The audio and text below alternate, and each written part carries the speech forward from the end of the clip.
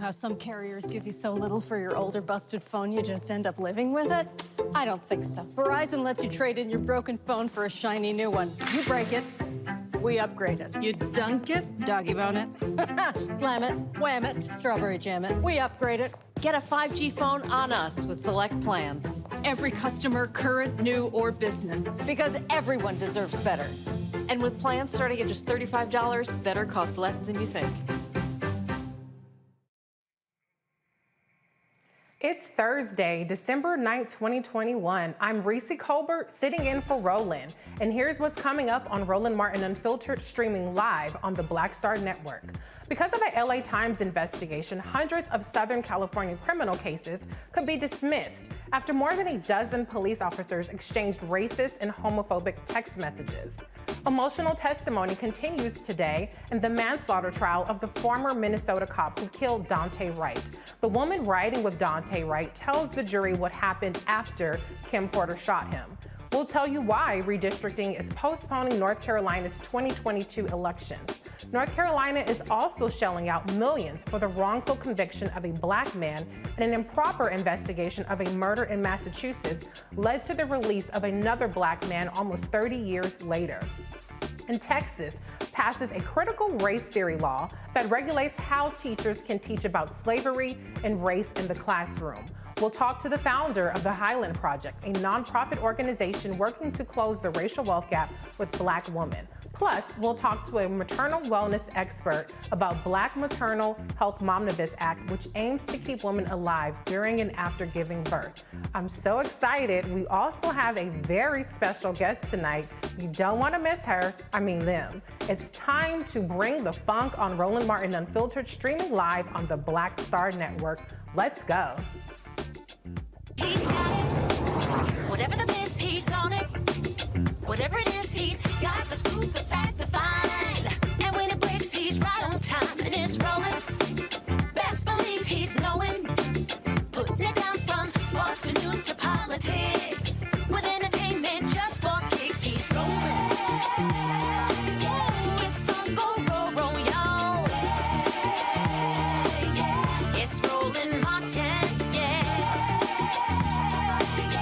rolling with Roland now.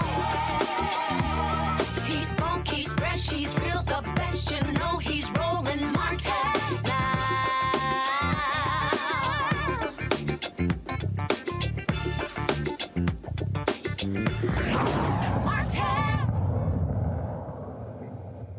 Horrid, racist, and homophobic texts among officers have led to the dismissal of several cases in California, and more could be dismissed. According to the LA Times, current and former officers and recruits of the Torrance Police Department in Los Angeles County traded hateful comments about people of color, particularly black people and Jewish people, and members of the LGBTQ community. Here are a few examples. We had to fuck her up because we knew he wouldn't. Don't ask me where that lump on her forehead came from, though. Sometimes you have got to do things your own damn self. Always make Torrance great again. Savages. Since 2013, the officers identified by the Times have been involved in at least 7 severe use of force incidents in Torrance and Long Beach, including 3 that ended in the deaths of Black and Latino men. Jasmine Canick, culture critic, joins me now from Los Angeles. Hey, Jasmine, welcome to the show. Hi, Reese. So can you give us a little bit more insight into what's been happening with these police officers? Do you know why, how they were exposed, and how it got to this point to where these cases have been dismissed? So I think the first thing to say is people need to understand that Torrance has a notorious reputation. It was a sundown town. And so for people who don't know what that means, it meant that if you were Black or brown, when the sun went down, you needed to be out of town. And so the police department there, for the most part, still kind of operates like that.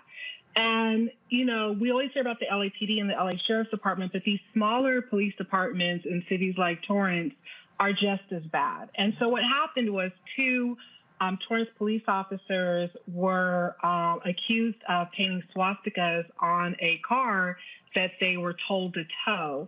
And in investigating that is what led to the sort of Pandora's box of all of, you know, the other communications and text messages that have been going back and forth between members of that department. Hold up. Let me hear if I got this right. You said they were painting swastikas on the cars that they were supposed to be towing? Yes. Okay. Yes. And so those allegations. And it is 2021. And they're very bored to be doing that. Okay. And so did they find that they were in fact guilty of that, or did it just lead to this Pandora's box, as you said, that uncovered these other allegations? So that investigation, I believe, is still ongoing. I think we can all make a reasonable assumption after hearing about and reading the text messages that have been traded, not only between the 2 officers involved in allegedly painting the swastikas, but the rest of their colleagues, that the swastikas were probably painted on the car. Right. So what about these officers? Have they been suspended yet? What is their status on the force at this point? So, you know, I'm not really sure what their status is. You know, I talked a lot on social media yesterday about the importance of identifying officers involved in this type of behavior, if for no other reason than they're being paid for with taxpayer dollars, which is public money, right? Mm-hmm. So you weren't doing this on your off time at home in your street clothes, you know, maybe in your own personal car. No, you're doing this in a uniform, in a car that's paid for by the people you are supposed to be looking out for. So anytime you have this type of behavior and it was done on the public's dime, I am a strong proponent of naming those officers. And this is what we talk about when we talk about changing the culture inside of police departments and sheriff's departments, right? And so I tell people all the time, some of them don't like to hear it, but if we keep telling our sons and daughters not to go into law enforcement, these are the people who go into law enforcement. Right. Their sons and daughters go into law enforcement. And so we keep the tradition going on and on. And so as long as that continues and there are no meaningful consequences for this type of behavior. And when I say meaningful, I mean you lose your pension, you lose your job, you can be held criminally liable and civilly liable, right? We know that people really care when you hit them in their pocketbook, right? Mm-hmm. As long as that is not the norm, I think we can expect to continue to see this type of behavior, because unions, between the unions and the laws that are in place, you know, these types of cops oftentimes get protected. And what we see happen is they will get suspended, they will sue the city for reverse discrimination, and then the taxpayers will end up paying them $100,000 for being racist. Right, right. Well, do you know of any protests that have happened to try to, like you said, uncover who the officers are, or to take any action against these particular officers? Well, most of the officers were named in the LA Times report, so there's not really a secret there. I think only 5 weren't named. Okay. But the local chapter of Black Lives Matter here in Los Angeles has been protesting the Torrance Police Department for 3 years, ever since the death of a young Black man in Torrance in 2018. And they, you know, some of the cops involved in this scandal were the cops that were involved in killing him. Right. And so I think a lot of, I think his family and a lot of the members of our local chapter of BLM feel vindicated, right? In knowing that they weren't off base just in terms of the accusations that the officers in Torrance are racist. I think it's really clear that they are.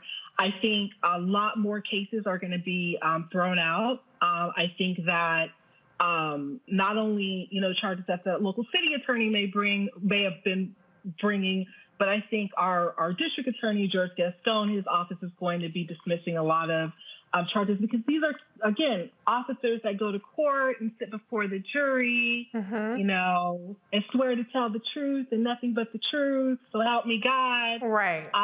And now, we know exactly how they feel, particularly about Black people, but also the LGBTQ community as well. Right. I mean, you mentioned that Black Lives Matter has been protesting, but what has been the response from the LGBTQ community or from the Jewish community since there were text messages found that were disparaging them as well? Have you heard of anything? Well, I'm Black and gay, so, I mean, So you matter. Separate. I mean, we don't always separate, but right. I think again, for the most part, most of these, you have to understand, most of these text messages and stuff were about Black people, the majority of them, right? Okay. And I know that you put a few of them up on your screen; those weren't even the worst ones at all.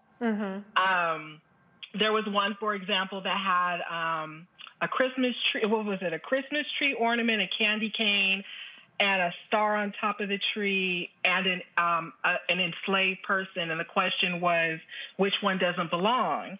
And the officer wrote, "You don't hang a star." Wow. Right. So, what I always try to remind people is that, when I'm driving in my car, no one knows that I'm a lesbian. Right. But they do know that I'm Black. They know that right away. But I think what we're seeing, I just want to make it clear, what's happened in Torrance, what's going on in Torrance is not just a Torrance issue. We've had this issue in the LAPD. We've had this issue in our sheriff's department. We've had this issue in other police departments. This is a culture thing inside of our police departments within this country. This is not just a California or a Los Angeles thing. This is something that's been going on a long time. And I think what most of us are surprised about, not what was said, is just the fact that something is actually happening, that there's actually an investigation, that there actually may be some repercussions, some discipline, something serious where people may actually lose their jobs. I think that's more of the surprise that I have, more than knowing that they took, because this isn't new to many of us. Like, okay, yes. I mean, in some cases, they talk to us like that. So, right. Yeah. So, I mean, can you give us any insight into the potential cases that can be dismissed? I mean, what is the criteria? Are they going to be looking at reviewing cases from these particular officers, or is there something else that they're going to be using to determine which cases to review? So I'm not in the DA's office or the city attorney's office, but I have to imagine that these officers are going on the Brady list. I have to imagine that every arrest that they made that resulted in criminal charges being filed against particularly someone who was Black is going to be reexamined. And as we've already seen, cases have already been dismissed. And it'll be interesting to see if this also results in people who are maybe in jail or in prison, either, get their sentences reduced or get released altogether due to this. Okay. Well, thank you so much, Jasmine, for joining us and giving us insight into this LA Times and Torrance story. We will definitely have you back again with more developments. Thanks, Reese. Let's bring in the panel. All right, let's bring in the panel. We have joining us, as usual, Dr. Carr, Department of Afro-American Studies of Howard University, and Faraju Muhammad, radio and TV host. Hey guys, thanks for joining us tonight. And you guys like me in this host chair, what y'all think? You look fantastic. You are doing the thing, Reese. Well, thank you. Fantastic. Yes. Right. Reese, you looking all serious, not even trying to crack a smile. She just looking all serious, like, oh. Well, I'm cracking a smile right now. I couldn't go without saying, "Hey, look at me now." No question. anyway, sorry, but let's get back serious again. Okay, so let's talk about this story. I'm going to go to you, Dr. Carr, because we always want to hear from you first on this. You know, California is actually supposedly more progressive. They've passed legislation to try to make police officers more accountable.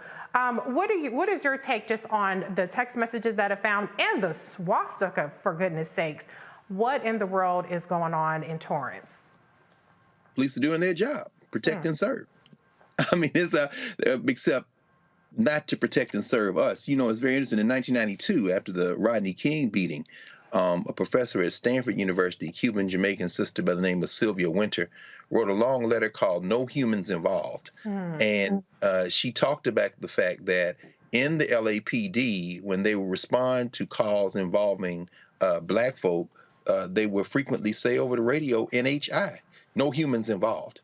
And she quotes Stephen Jay Gould, the social scientist, who says that, you know, systems of classification direct our thinking and our behavior. So when you label us as falling outside the universe of obligation, in other words, we're not human, whether it be a swastika, whether it be the N-word, whether it be the nooses or the hanging, what you're basically saying is we're not here to protect and serve you. You're not human. There are no humans involved. So I encourage, actually, LA law enforcement to continue doing what they're doing, because this will finally perhaps wake us up to the fact that policing cannot be reformed. They are doing what they were put in place to do. And I think until we understand that reforming really isn't the way. I thought about it finally, looking at Sister Jasmine there, her bookshelf. She had a book behind her, Daughters of the Dust, by the great filmmaker Julie Dash. One of Julie Dash's classmates at UCLA was the great Charles Burdett, the filmmaker Charles Burdett, and Haile Gerima. They called it the LA Rebellion, all those filmmakers. Charles Burdett made a film called The Glass Shield. Remember that? Ice Cube was in it, playing a cop in the sheriff's office out there in LA. Changing the color of the police is not going to change the attitude of the police. This is an attitudinal problem. The police have to be abolished and remade because they are doing what they are supposed to do. I think that's what we have to get through our heads. Abolish the police. No question. Faraji, your response to what Dr. Carr had to say into the Torrance department. I mean, this is an absolute tragedy because when you're talking about, hundreds of cases possibly being jeopardized because of the actions of some officers. I mean, I'm thinking about from the victims of those cases, of those incidents. You know, when we talk about just people letting people out of prison, I'm thinking about the families that have been impacted, the families of the victims, the families of the perpetrator. I'm just thinking about trying to get a better sense of the whole thing. And I totally agree with Dr. Carr. This is an attitude problem. This isn't not. We always talk about, it's training. This is, maybe they didn't know better. These are grown-ass men and women. And these are grown-ass white men at that. They know better, but they don't care.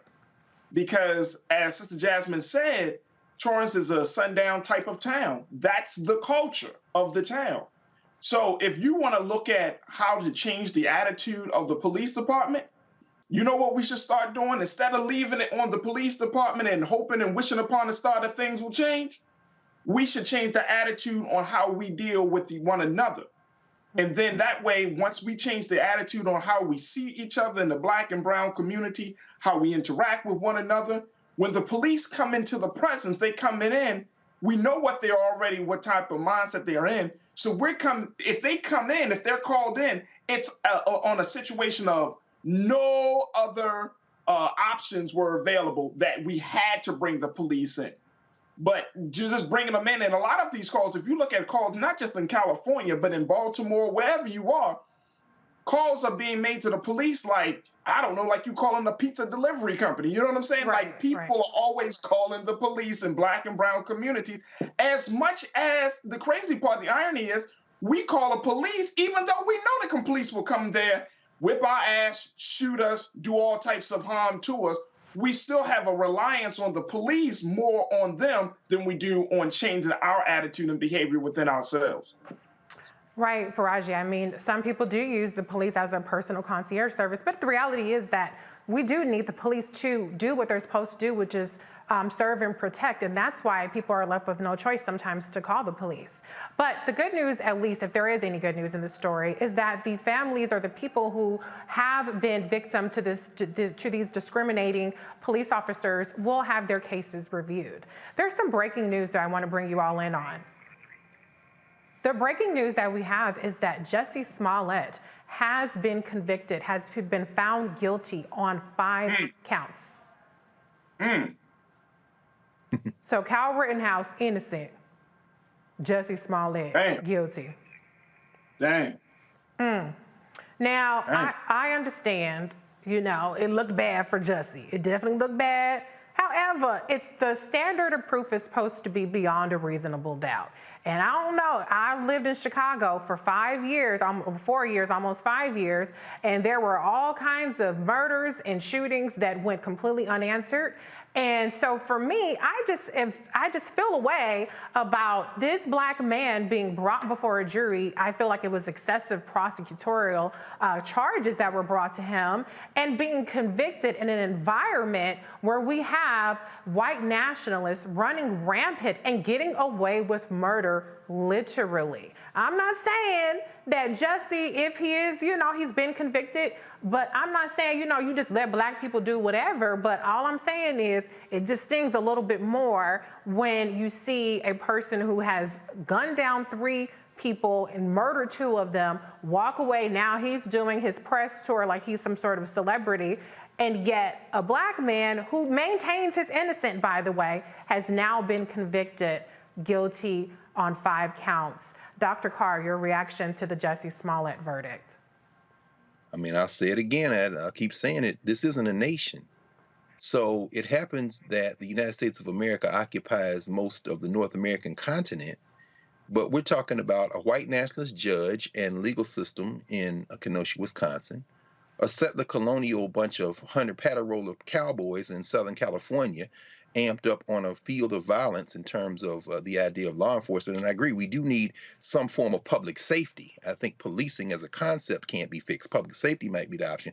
But what we see today in Chicago is perhaps the closest we might get to a question of all human beings being involved in deliberating, applying the law to the facts, and letting the chips fall where they may. A black prosecutor, remember Kim Foxx, they expended resources in Chicago. I think the tragedy is that if that had been in the previous story, Southern California, then perhaps Jussie Smollett, who ostensibly engaged in this behavior because of fear as a result of his sexual orientation and having been harassed and threatened, might literally have been a subject of violence at the hands of the police, at least if we take what they were saying out there at their word, and I do at their word. But in Chicago, whatever his motivation was for doing this, if in fact he did indeed do it, it led him to an act of ostensible desperation that has now seen a jury prosecutors, as you say, it may be overreach, or maybe we spent money. We could have been spending money trying to deal with these murders or other things, but we spent money on this, so now we're going to get the guy.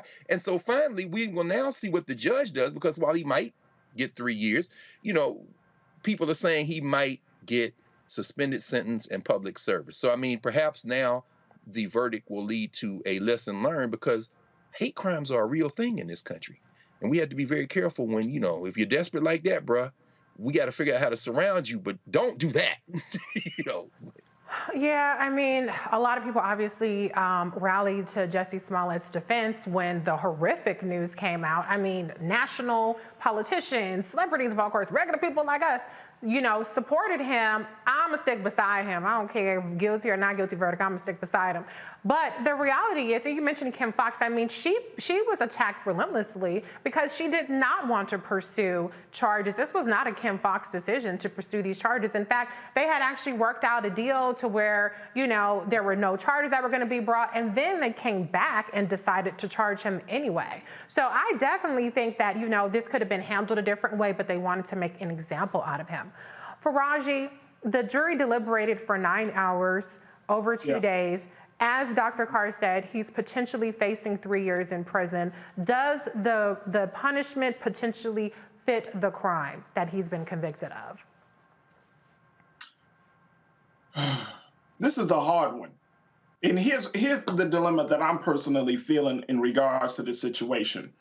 The dilemma is, you see a black man, you don't want to see him go to prison, right? It's just that simple. You don't want to see a black man prosecuted for some craziness and some foolishness. But then the other side of the story is, he did this. I mean, he really did do this. Like, he really did set up a situation where he created this whole hoax. He's hired these brothers and the whole nine. He did this. So I think the worst part of it, and Dr. Carter, I think this is one of the big points that you were talking about as well as you, Reese.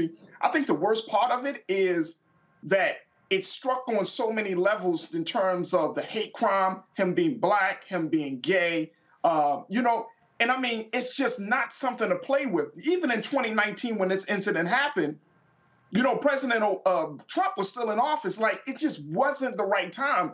And I think it was absolutely selfish for him to take the extreme measure that he took to bring this whole thing together. And then you want public sympathy. And you want the people to rally around you. And it's like, bruh, and I might be wrong, Reese, in Dr. Carr, but I read that he did this because he was trying to get a pay raise. You know what I mean? Like, he felt like he wasn't being appreciated by Fox and Empire and all of that. And it's like that level of selfishness. Our people are already dealing with so many things right now. Black members of the LGBTQIA community, black folks in general, we're already dealing with so many things right now. The last thing we need is somebody to take something very, very serious like a hate crime and then create a showcase around it. So that way, the next person who has a legitimate crime being committed against them, how do we know that in Chicago, they might not say, oh, this could be a Jussie Smollett situation? Well, how do we don't know. We don't know, but that's the risk that we're taking with this. But we know, as Black people in America, it takes an excessive and exorbitant amount of trauma to be paraded on video just to be believed in the first place. And so I don't think that Jussie Smollett's, whatever you want to call it, his situation, although if he is in fact guilty, he's been convicted, I'm gonna stick beside him, he's innocent as far as I'm concerned. But even if he did do it, I will say this, the country has moved on from the January 6th insurrection. And that just happened in 2021. So I think that we can all move on from a 2019 incident that may or may not have been a hoax. But we have to go to a break. Still to come on Roland Martin Unfiltered, we go back into the courtroom for the trial of Kimberly Potter, the former Minnesota police officer who thought she was firing her taser when she killed Daunte Wright. Today, his girlfriend, who was in the car with him, tells the jury what she saw the day a traffic stop went wrong. We'll be right back after the break. This is the Roland Martin Unfiltered show on the Black Star Network. Stay with us.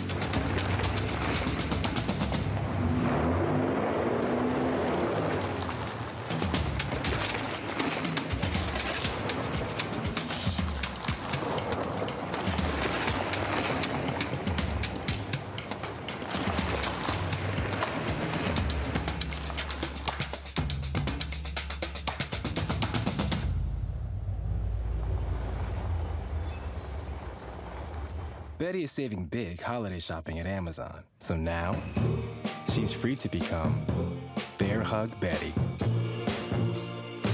Settle in, kids. You'll be there a while. Ooh, where you going?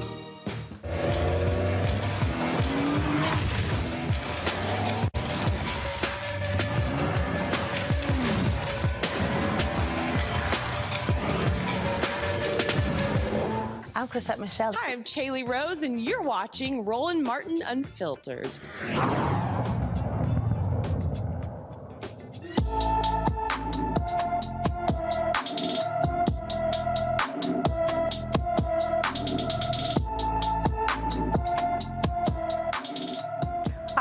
20th, 2021 was the last time Kiana Macon's family was in contact with her in LaPlace, Louisiana. The 47-year-old mother is 5 feet 6 inches tall, weighing about 220 pounds, with black hair in a short afro and brown eyes. She sometimes wears wigs. She has a scar on the back of her leg from a motorcycle accident. Kiana was known to drive a blue Ford Mustang. Her car was found in Kiln, Mississippi, about 85 miles east of LaPlace, Louisiana. Anyone with information on Kiana Macon's whereabouts should call St. John the Baptist Parish, Louisiana's Sheriff's Office at 985-359-8763. More compelling testimony today in the Kimberly Potter murder trial. The jury heard from several witnesses, but the most compelling of the day, a first-hand account from the witness who was in the car with Daunte Wright at the time of the shooting, Wright's girlfriend, Elena Albrecht Payton. I just remember hearing the boom, the bang of the gun, and then I remember just looking up and seeing another white car just coming directly towards us. I remember lifting up my head real quick and just boom, and I can't tell if it was before or after, but I just remember trying to just get him up. I was the only one who had everybody there. I was trying to help him. And I was trying to push on his chest and call his name. And he wasn't answering me. He was just gasping. Just take breaths of air. So and I just remember being walked out of a car. As I was driving westbound, I was probably a block and a half away when I observed, I could see the flashing lights of Officer Lucky's squad car. I observed a white Buick take off from that traffic stop at a high rate of speed. It crossed the eastbound lane onto the westbound lane, essentially coming directly head-on at me, and it collided with a vehicle in front of me, sir. And could you give the cross streets of where you saw that collision take place? Approximately 63rd and Catherine Drive, sir. Was that a startling observation for you at that time? Yes, sir. What did you do when you saw that crash? I immediately got on the radio. I notified the dispatcher that I had a PI accident or a personal injury accident stemming from a flee from the traffic stop. I asked for an ambulance to come immediately to the area.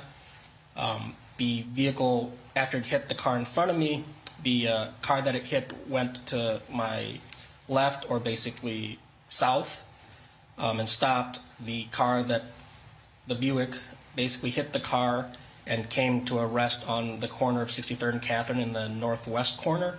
It had heavy front end damage. It was heavily tinted. Because it was a fleeing vehicle from a traffic stop and it was a felony crime, I took my handgun out and pointed it at the vehicle. I ordered everyone in the vehicle to put their hands up, even though I couldn't see.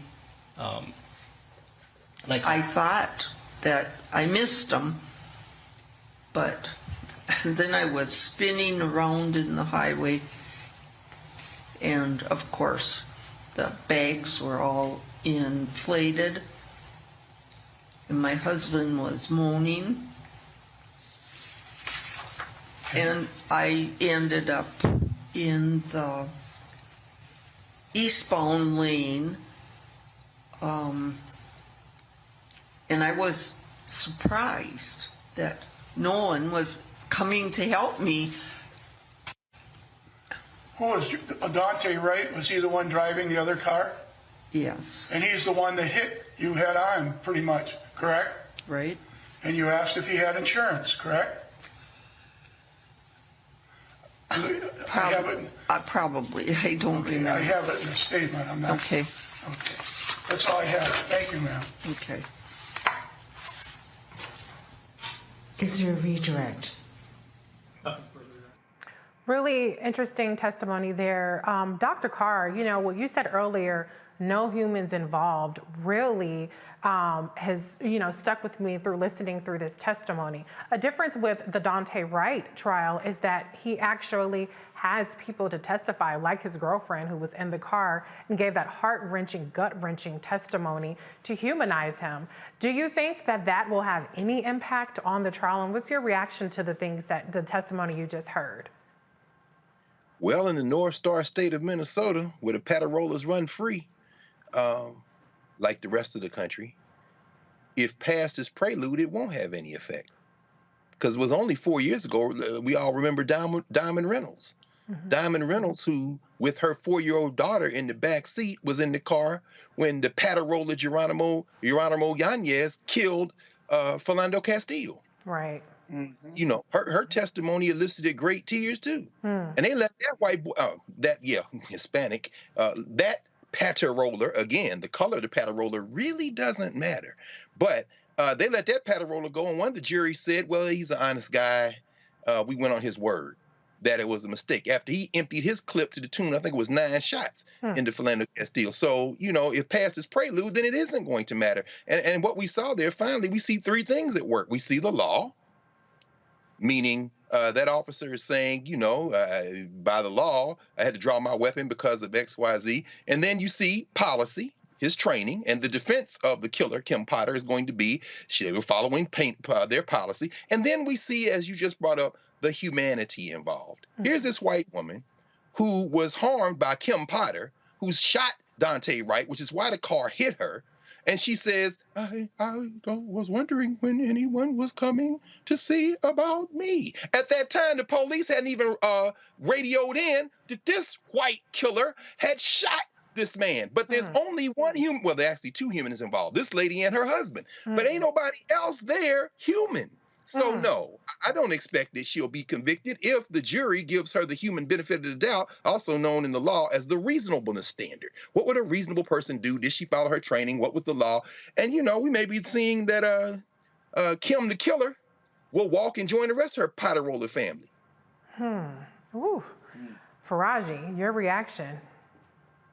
You know, as much as that emotional testimony, T, was heart-wrenching and just like a gut punch, you know, I'm going to stay optimistic, Reese. I'm going to say that this will lead to a situation where we may see a conviction from Kim Potter. The only reason is because I fall on the fact that she's been a member of this force for many years, and that the whole pulling the taser situation, not knowing where your taser is on your belt that you have worn day in and day out, and then, you know, being surprised and, I shot him and all of that. I mean, that's just baloney to me. That's just baloney to me. And you know, I think they're gonna make her an example out of her, because this case is so high profile. This case is up there with the other cases that we've often talked about. So I think that for it's not going to be. I think that they're going to have a strong case against her, because she should have known better. Her judgment should have been better. And more importantly, she should have known where the damn taser was on her belt. Absolutely.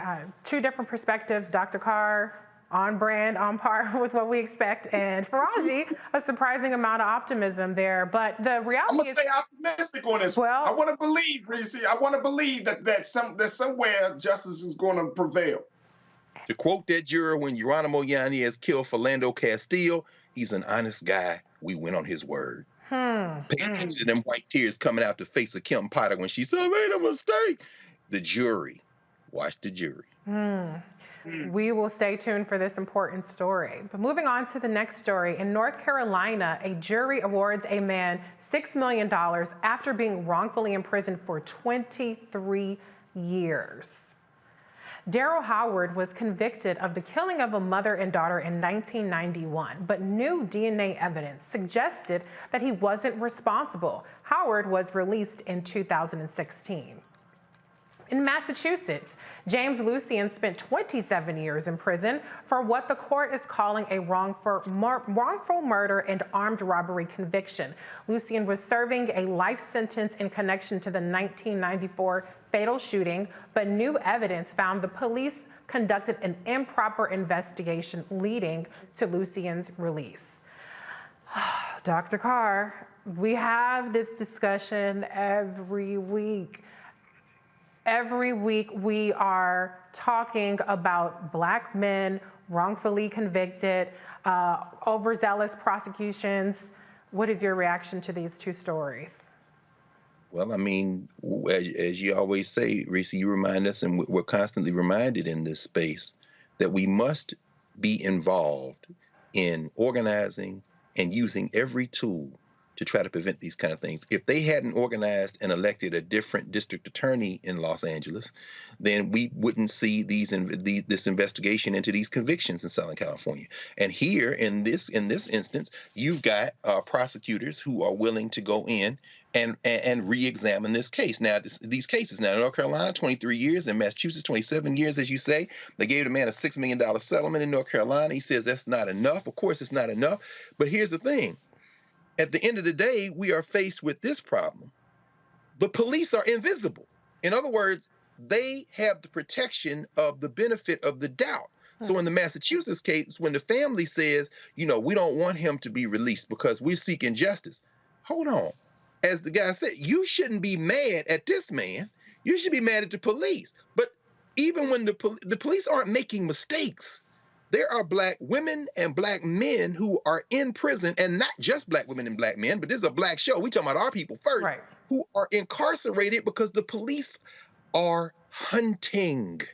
They are not agents of justice. They are not agents of equity or equal justice under the law. They are an armed force that has one job and one job only: to protect those who deserve protection in this society, and we fall outside of that definition. So they do whatever the hell they want to do. And rather than let somebody in jail, this family said keep him in jail even if he didn't do it. That is the assumption. Is the real criminals in this, the patter rollers, the police, even when they quote unquote make a mistake, they are still not displaced as the authority. And until we deal with that, then we're just going to keep counting. It's death watch studies at this point.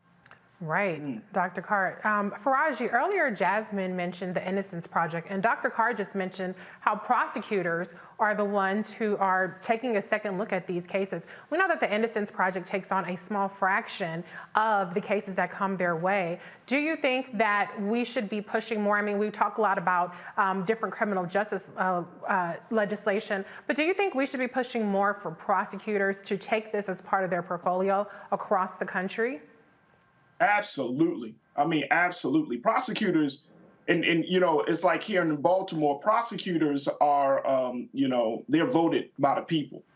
And our prosecutor, Marilyn Mosby, state's attorney, Marilyn Mosby, she's always, since she got into office, she's been under fire for a lot of different things, right? But the point is that they are voted into office by the people. And I think one of the big successes for her, for example, and when you're talking about prosecutors, is being able to connect to the people and to speak their language, and most importantly, to stand on those cases that often we don't hear prosecutors about. Prosecutors make a world of difference when you're talking about these police brutality cases, when you're talking about wrongful conviction cases. They make a world of difference. We don't. And look, I know we have some enlightened, brilliant, folks that watch this show. They tune in, they're checking in on our YouTube and our Facebook page and everything. But they know that that prosecutors, they will either, they will win, they will create a situation for us to win or for us to lose. Prosecutors are so powerful. I think, Dr. Carr, you can agree with me on this. Prosecutors are so powerful, they can take us forward in history or set us back. That's how serious the prosecution is. So when you have groups like the Innocent Project, where they are already organized, they have the infrastructure, they got the network, they got the resources, you know what pushes them over the edge, which gives them they become a tipping point? It's us, the people. Right. And when the people are not informed, when the people are not educated, when the people are not in a place to see beyond themselves, then we're going to constantly have these problems.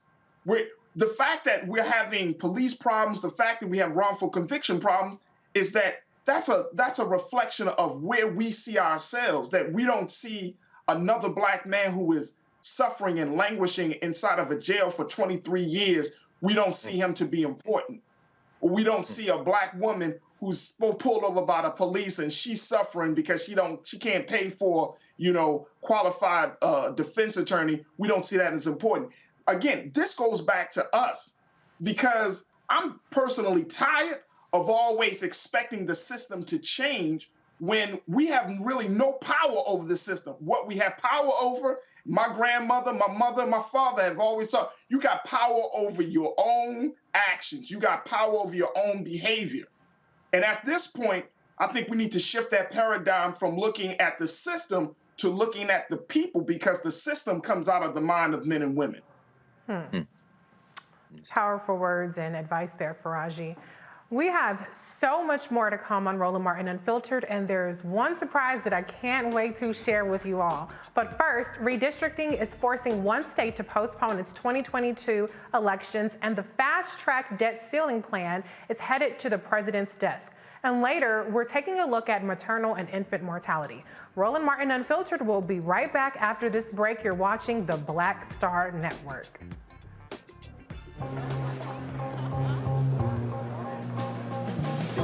Are the stars out tonight?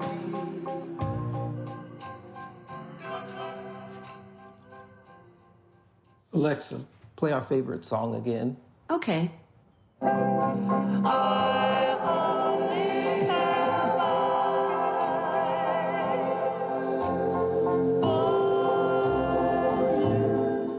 Black Star Network is here. I'm real revolutionary right now. Support this man, Black Media. He makes sure that our stories are told. Thank you for being the voice of Black America, Roland. Stay Black. I love y'all. All momentum we have now, we have to keep this going. The video looks phenomenal. See, there's a difference between Black Star Network and Black-owned media and something like CNN. You can't be Black-owned media and be scared. It's time to be smart. Bring your eyeballs home. You dig?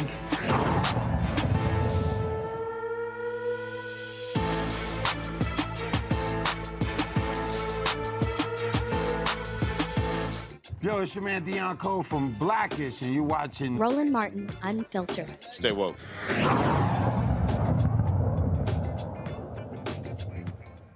The Senate voted to break a filibuster and advance a fast-track debt limit plan.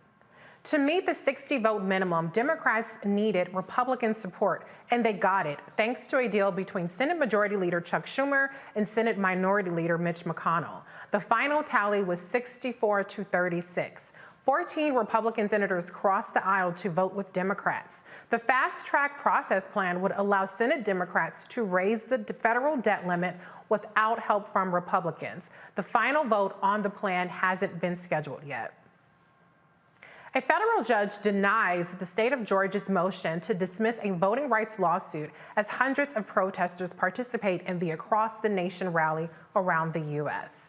Today, civil rights groups and activists demonstrated action in several states, including California, New York, Virginia, and Georgia. Several events featured marches for and a funeral for the U.S. democracy in New York. This comes as President Joe Biden hosts his Global Democracy Summit. But organizers say we can't promote democracy abroad if we can't maintain it here in the country. The North Carolina Supreme Court moved state primary elections from March 2022 to May 2022 because of political redistricting map lawsuits. The lawsuits are challenging the congressional and state legislator maps that favor Republicans. After the 2020 census, an additional congressional seat was added. Republicans have an advantage in 9 of the 14 seats.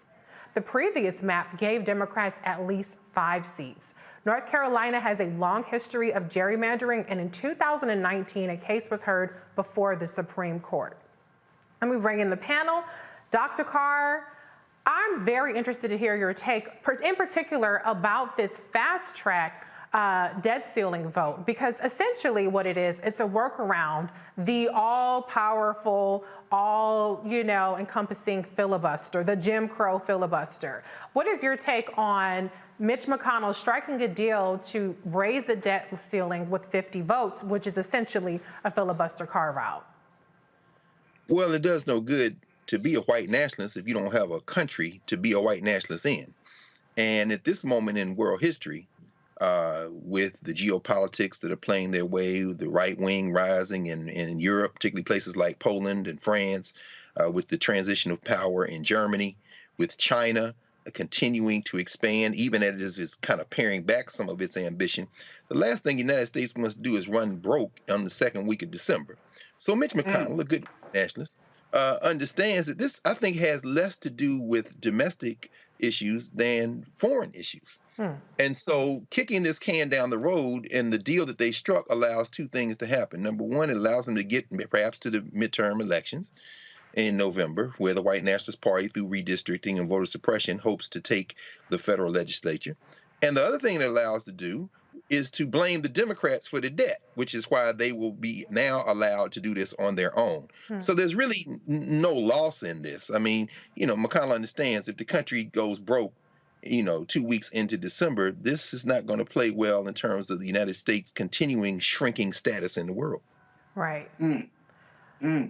Right. I mean, that's a great point. I mean, politically speaking, even though the Republicans have run up the debt with that Trump tax scam, it's always easier to blame the Democrats for debt because people have the notion that Democrats are tax and spend liberals, for instance. Faraji, though, do you think, though, that this does open up the door for further pressure, like the rallies that we've seen across the country today, towards the Democrats to actually at least do a filibuster carve-out for voting rights legislation? Oh, yeah, no doubt at all. And look, let's just keep it real, Reese and Dr. Carr. The fact remains that Black folks are tired of Democrats. I mean, let's just look at it. If Black folks are tired of the Democratic Party, if you were to go in, check into any of our, Facebook, YouTube, and just look at the comments, people are really upset. And if we keep playing these games, I mean, look, the redistricting is a major tool. Dr. Carr and Reese, y'all both know that when you can determine the boundaries of a given areas, that shifts the politics game. It just puts it out of proportion because one, redistricting talks about resources to the particular neighborhoods and communities. It's talking about where money is going or how money is allocated. It's talking about the population. So that gives whoever is going to be representing those areas more power. I mean, there's a lot at stake at this. So if we're playing the game, if the Democrats are trying to play this game while the Republicans are trying to gain power, it's two different pages that both of these parties are working on. And guess what? We're going to be the losers. We are when two elephants are rustling and tussling in the jungle, the grass is the one that loses. We're the grass, okay? We are losing. And guess what? And here's the thing, and Dr. Carr, you're talking about Mitch McConnell. This is the part of the American history I don't think that any one of those jokers ever think about, that somebody is going to rise up, that there may be some rebellion and that's going to emerge because people are at a breaking point in this country. That politics is just nothing but a scam. Politics is all about getting your name and getting reelected. Politics, I mean, people are going to say enough and enough. By the time 2024 gets around, I think we're going to see a different electorate. We're going to see different constituents that's going to come out to the polls.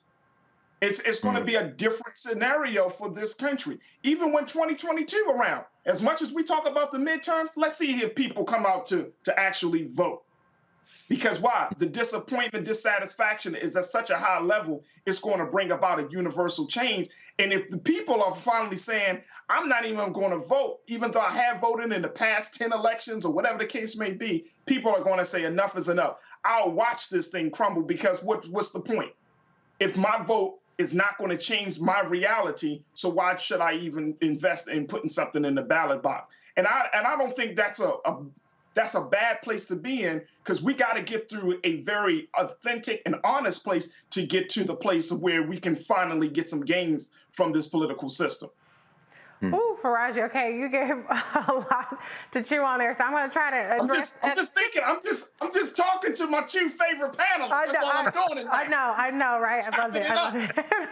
But let me just, I agree with many of the points that you made. I mean, I do think that there is a level of dissatisfaction that's really quite divorced from, if you just look at the metrics, right? Unemployment is at a record low. Even Black unemployment is down. Even Black woman unemployment is down.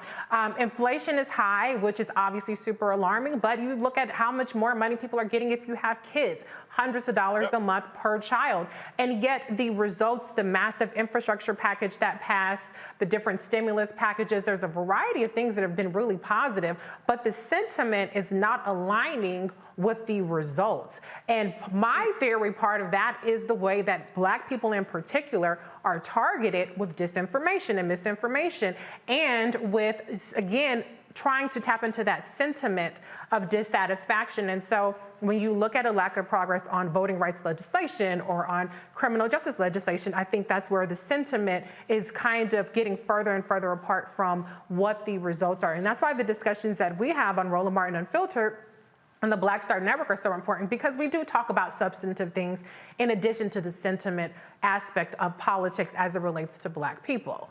Okay, so I got all that out. But the reality is that Democrats absolutely have to bring results, and they have to bring results to the Black community on things that we care about. And then you have to message the results, because if you do it and nobody knows about it, then you ain't really gonna get the benefits from it.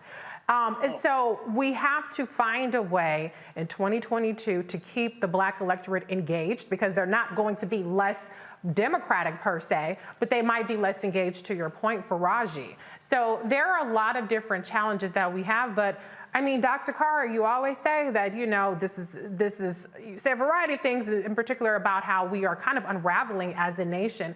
But do you think that we can afford to check out of the process, even when we aren't so satisfied with the progress on certain issues that we care about? That's a difficult question, Reese.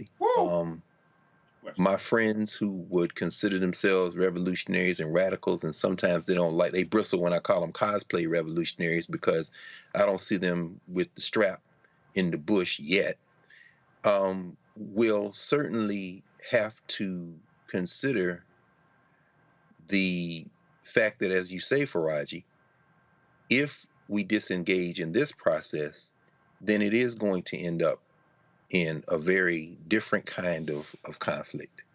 As I say, we can never underestimate the stupidity of the American people who live in this country. You can't. The disinformation you talk about is absolutely real. It is weaponized ignorance. And what we have is two issues involved. We have intrastate battles and we have interstate battles, federalism. The intrastate battles that you talked about today with this North Carolina gerrymander case, I mean, and you mentioned the Rucho versus Common Cause case from 2019, where the Supreme Court, looking at Wisconsin in particular, says, you know, partisan gerrymandering claims present political questions beyond the reach of the federal court. Well, you know, John Roberts, a good white nationalist, now having been joined by several other white nationalists, are more than willing to wreck whatever very fragile federal framework there is on the myth that somehow people are just going to, as you say, Faraji, keep going along with it. And what he has overestimated, Mr. Roberts, with whom I share nothing, absolutely nothing except citizenship, which is a political status, not a cultural status. What Mr. Roberts doesn't seem to understand, and he's shown his ass in just about every case involving having to have some sense of what it means to have national identity, whether it be the voting rights case, whether it be adoptive couple versus baby girl, with the Native American case, the Indian Child Welfare Act. What John Roberts doesn't understand is this is not a nation. And so the intra-state issue of gerrymandering, that they are willing to say, well, this is political gerrymandering, but it has racial impact. Yes, no, but it's political parties. Okay, look the other way. all you are doing is creating a situation where this country is going to unravel on the interstate issue, the federalism issue. You can't have states' rights within a state and say that California, in a story you about to cover, can't say in the state of California, you can terminate a pregnancy. You can't reach into California from Texas and stop them. And what they don't understand is that this country has been on the brink of fracture since it was created. People say, well, it only happened during the Civil War. You better start paying a lot more attention, because this is going to be worse than the Civil War.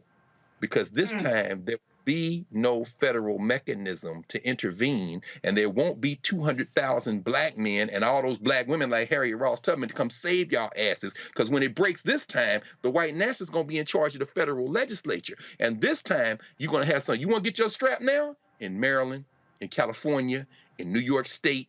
And yeah, because guess what?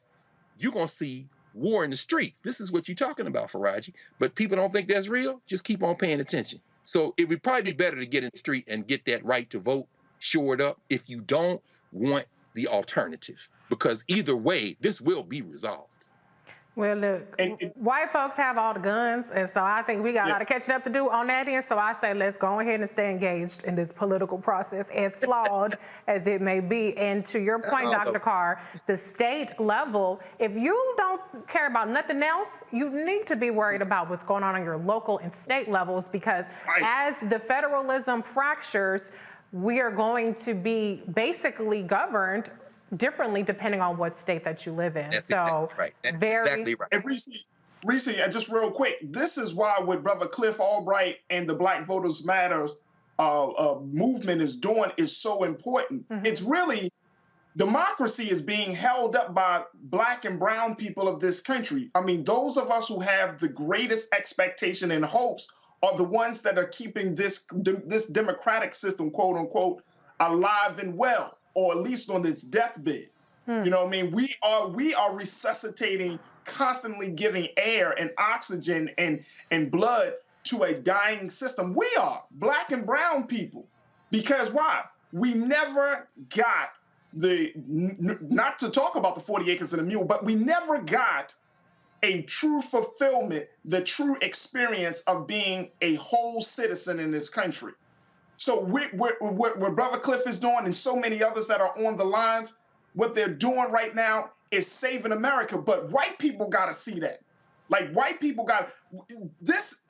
If the country, and Dr. Carr, with the picture you just painted, the country is going in that direction. And this is not gloom and doom, but this is just facts. Looking at how history has brought us to this point, and most importantly, how our humanity is crying out against oppressive tactics that are so engaged that we run into in this country. Something has to give. Yeah. Something has to give.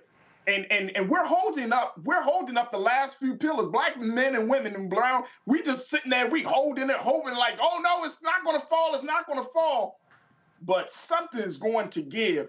This country is in dire straits right now. And the only way we can get out of it is if you give the people justice and truth, and you humanize us. Otherwise, man, we're gonna go to hell in a flaming pair of trousers. Yeah. Where did the optimism go, Rashi? I mean, I'm just saying, I'm optimistic. But you're just telling us, you're just giving us the warning. I get it. Optimism with a little bit of warning on the side. I'm optimistic. I got you. But see, guess what? It comes down to us as the people. Yeah, we have to be realistic. We have to be realistic. And the reality... He told you everything, Reese. Hey, Faraji, what's the shock of the hour? But anyway, anybody know what I'm talking about? You know the shock of the hour, bro. All of Elijah Muhammad said it's gonna be the shock of the hour, brother. But anyway, Okay. We gotta go to a break, but we're gonna end this segment with a little bit of optimism. Okay, a little bit of optimism. All right. So we're gonna be right back. Roland Martin Filtered on the Black Star Network.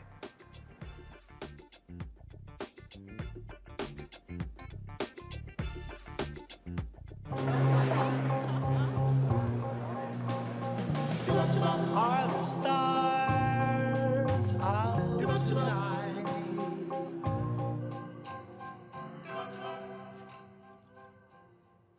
Alexa, play our favorite song again. Okay. I only have eyes for you.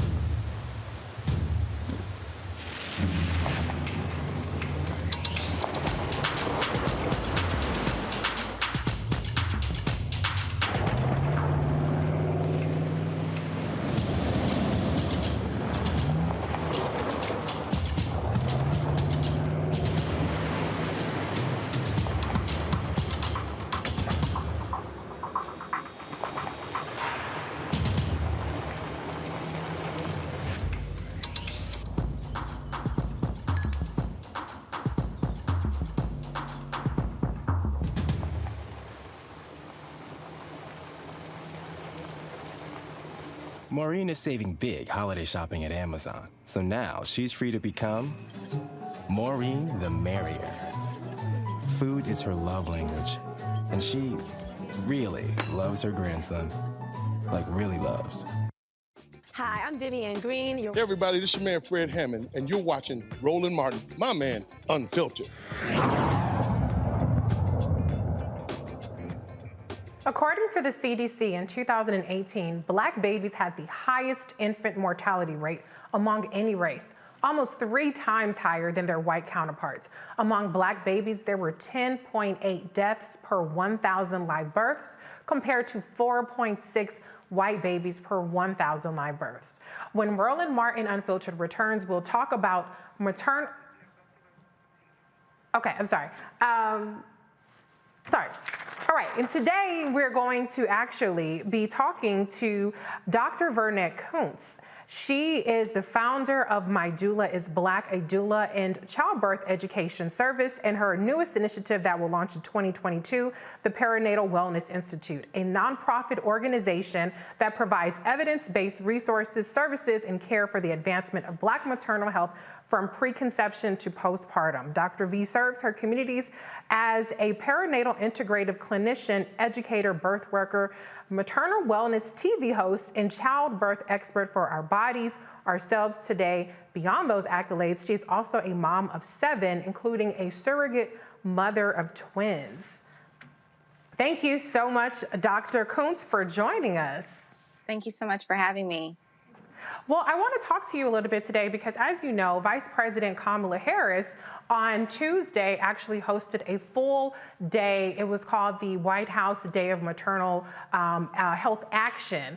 And this was the first time it had ever occurred in the White House. And I wanted to talk about it today because Black maternal health and maternal health in general is such a topic that does not get nearly enough coverage. And then when you bring in the alarming and just absolutely tragic and devastating statistics around infant mortality, it gets even more dire. Part of the legislation and the funding in the Build Back Better Act actually provides funding and grants for doulas and midwives. And so can you just talk to us a little bit about how more Black women are seeking out doulas and midwives and how that has in fact proven, like in the case of a North Carolina pilot program, to close the racial disparities between Black maternal mortality and white women dying in childbirth?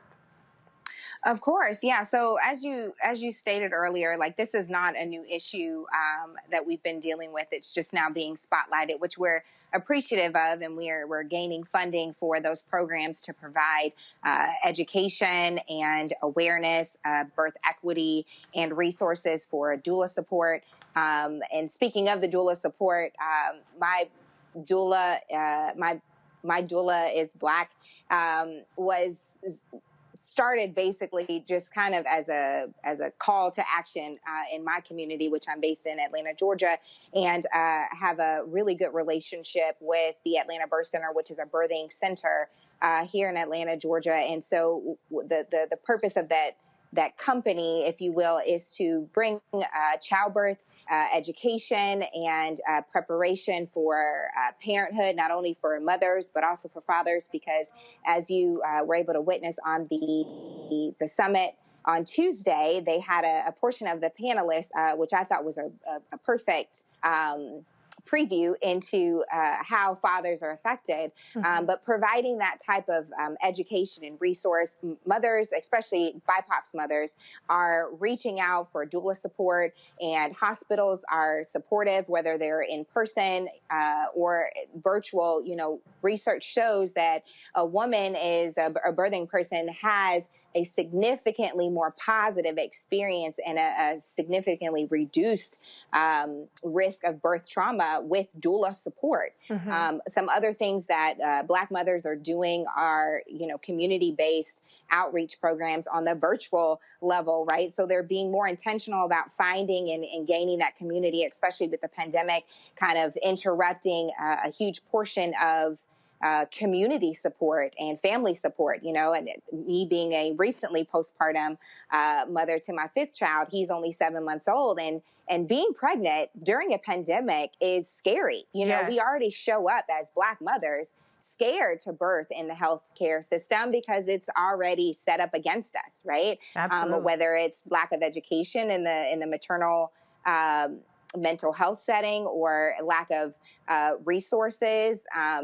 And so for us, we come in scared, and we want to make sure that people see us. And usually we go to people that look like us. They're going to kind of be that first choice, you know, and then, you know, going to a white ally provider. So, you know, when we're looking at gaining support as a Black mother, specifically for me as a lived experience and as a doula and childbirth educator, we are looking for the opportunity to have someone advocate for us. When I tell my clients and I work with the women in our community that are birthing as Black women, I tell them, like, you need to find a team, build a team that is going to advocate you in the most vulnerable space that you will ever be in, you know, and so that is creating a culture of not only awareness, but of empowerment. When we take that power back and through education and advocacy, you know, we're able to see great things, and hopefully having the rates of our community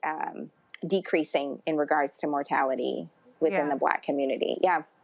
Absolutely. I actually participated in a Black Maternal Mortality or Black Maternal Health Week virtual program with Vice President Kamala Harris, then Senator Kamala Harris last year, and she mentioned the exact thing that you just did about empowering yourself and advocating for yourself, that how important that is, particularly as a Black woman, when we see that the Black maternal mortality rate is 3 times that of our white counterparts, and a large part of it, I mean, it's strictly because of race. It's not about lack of health care insurance, it's about race. I mean, a college-educated Black woman has a higher mortality rate or maternal mortality rate than a non-high school or than just a high school graduate white woman. So it's not, if people just think that this is a socioeconomic issue, it's not, it's a racial issue.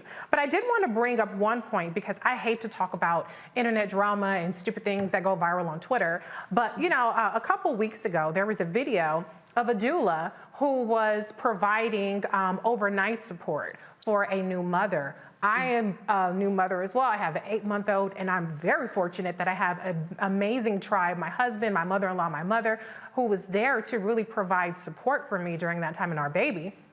But I feel like the perception that people tend to have of postpartum mothers is that they're supposed to be just exhausted, and they're supposed to be laboring nonstop and only tending to the baby. And people were objecting to the fact that she was getting sleep, and that, you know, the doula was actually, you know, feeding her with the bottle and things like that. So can you just talk about, number one, the unrealistic and actually detrimental expectations people have of new mothers, as well as what a doula can do to help alleviate some of that burden that new mothers have to carry?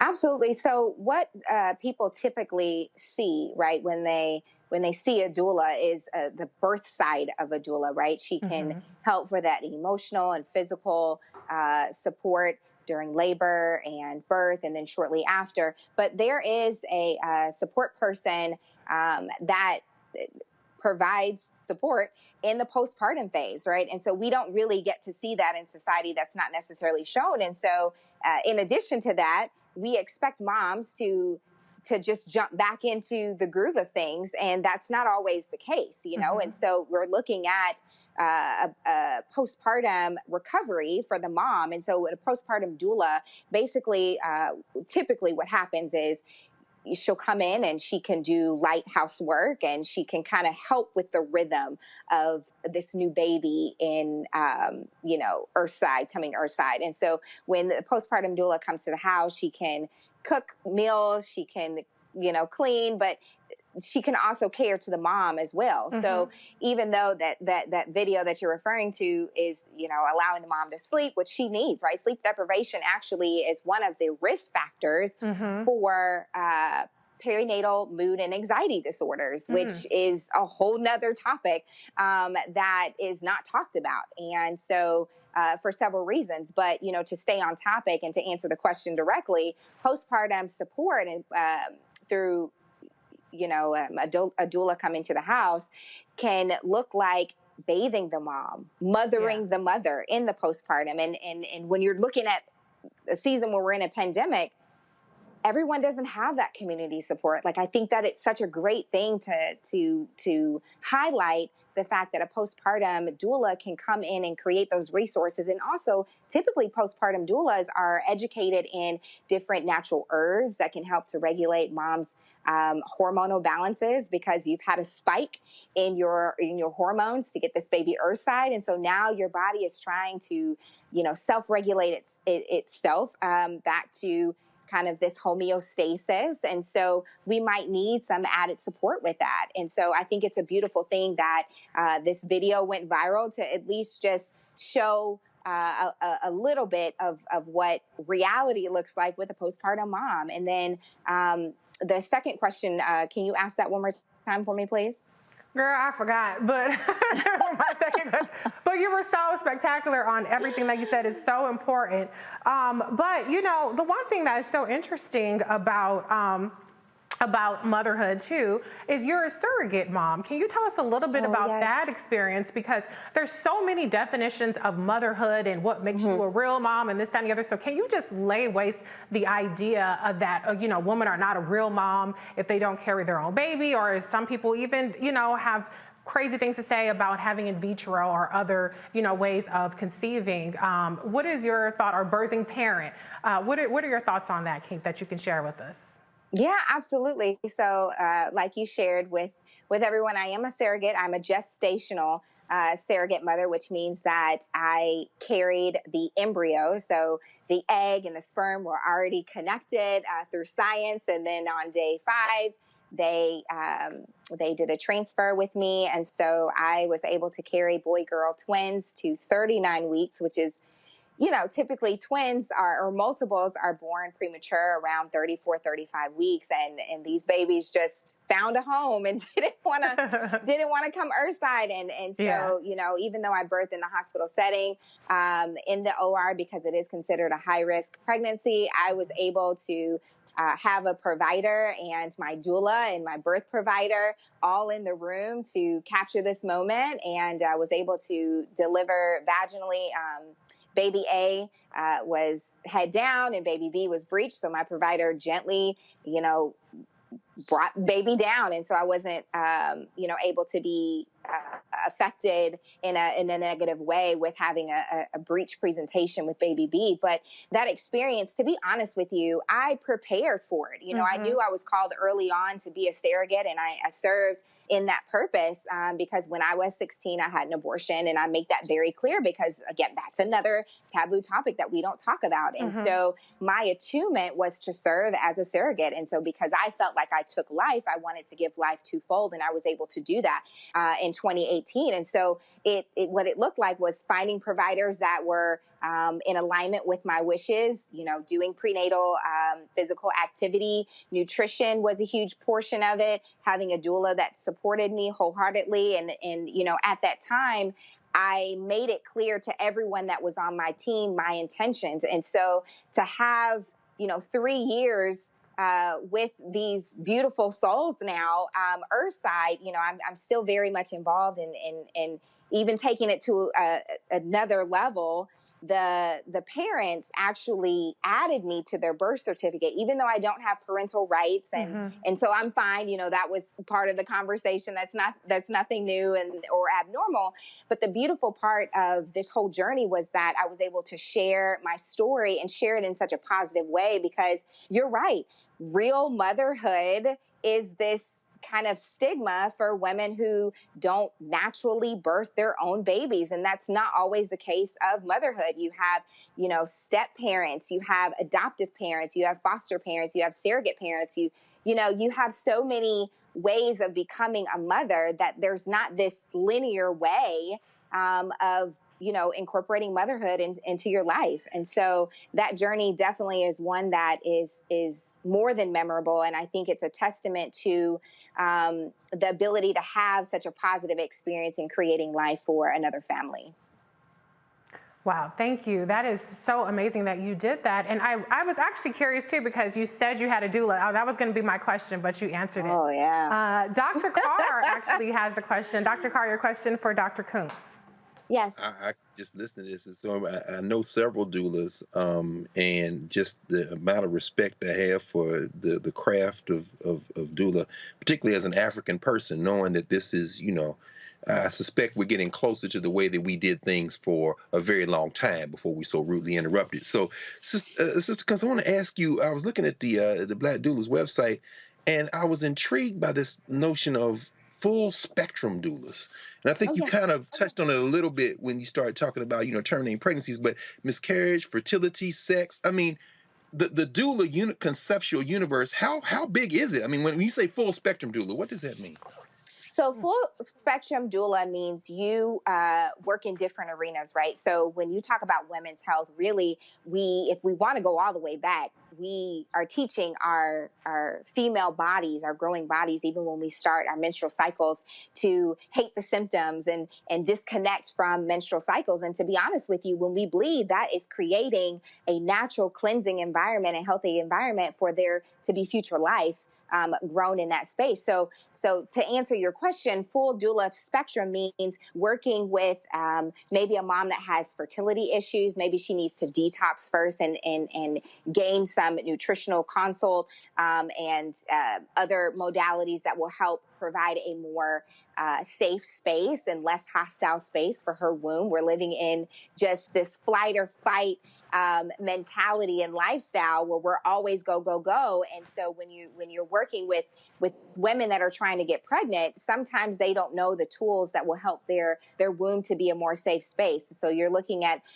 fertility doula, you're looking at a sex doula. So that's not only just the physical act of sex, but you're looking at intimacy and how that connects to your mind and your body. You have grievance doulas where you're looking at loss, right? So loss either within your womb, or there's several women that don't even talk about having miscarriages. How many lives have been lost within your womb, and how are you carrying that in your womb, right? And then we go into birth doula and postpartum doula, right? So the birth doula is typically like the flashing lights, but that's the full spectrum. You're looking at fertility and sex doula and a bereavement doula, or grief and loss doula, birth doula, and finally postpartum doula. So you got a lot to work with.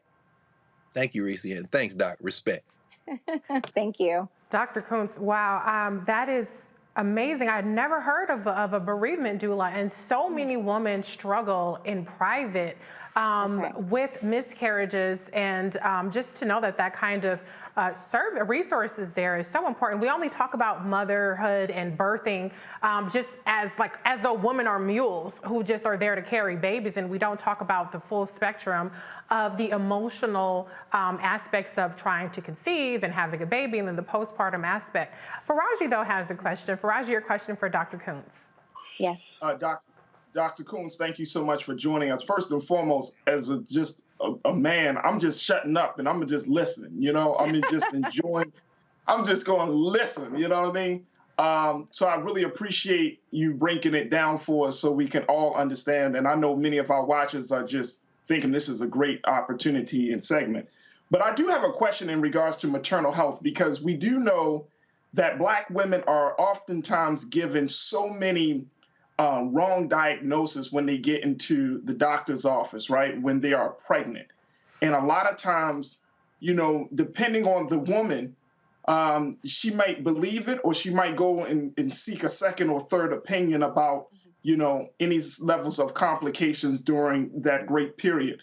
I'm wondering how much of that has played a role in the infant mortality conversation. Is there a way that Black women and Latina sisters, can they get better care from doctors? Can they get better advice from doctors to make sure that they are, you know, going through the great process of being pregnant properly, instead of getting all of these wrong answers, which is going to create, you know, stress, confusion, pain, and hurt, and all of those things.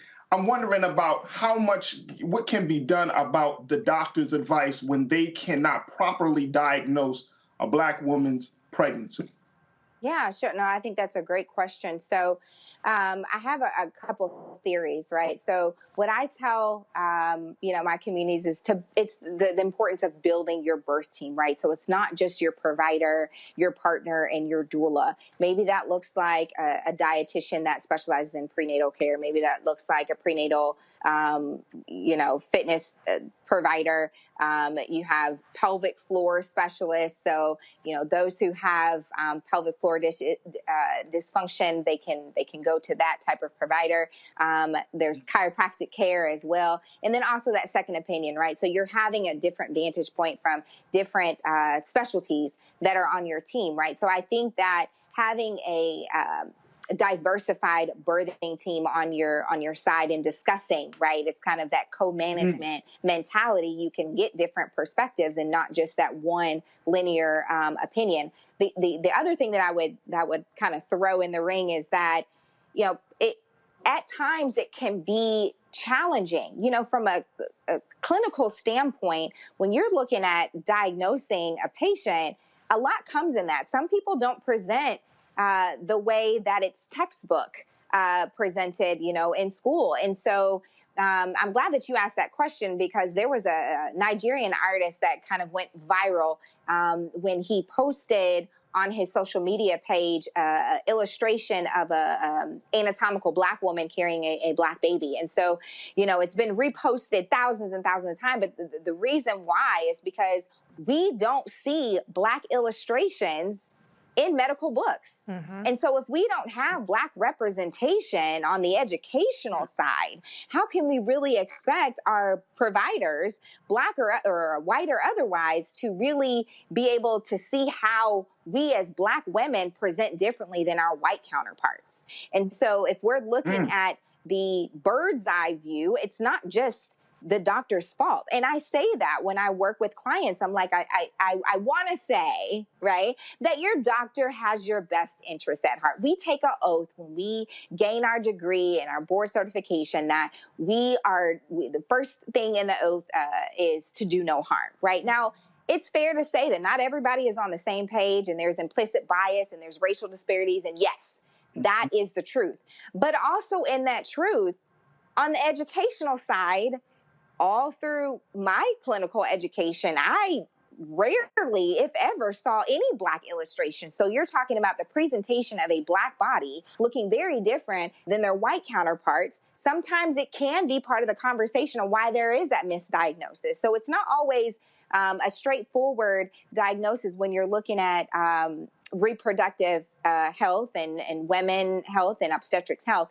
And then the other thing that I do want to mention is that when a Black birthing body is going for a second and a third opinion, you know, they should be taking notes, and they should be gaining their medical records so that way, and they have patient rights to gain their medical records so that way everything can be streamlined. Because when mothers or patients in general jump around to different providers and they don't carry their medical records with them, they are at a higher risk of being misdiagnosed, right? So it's a comprehensive thought process when you're looking at misdiagnosis and also having a team that's going to help you create an environment that's going to be in the best interest of mom and baby to reduce maternal mortality rates and therefore infant mortality rates. Dr. Coombs. Long answer. No, but it was complicated. It was a very comprehensive and insightful answer that we need to hear, particularly, you know, the Black audience. We need to hear more from people like you. So, Dr. Coombs, please tell the Roland Martin Unfiltered family how to get in contact with you if they're interested to hear more about My Doula is Black and your other initiatives. Yeah, absolutely. So they can follow me on Instagram at Dr. Burnett. I also have My Doula is Black on Instagram, but the main source of information is on my website at drburnett.com. Thank you so much for joining us today, Dr. Coombs. Thank you for having me. Coming up on Roland Martin Unfiltered, a nonprofit organization is making strides to close the wealth gap of Black women. The founder of the Highland Project will be here to tell us how they're helping Black women advance. But first, the state of Texas is at it again. They have passed a law restricting how educators can teach about slavery. We'll be back after this break. You're watching Roland Martin Unfiltered on the Black Star Network. We'll be right back.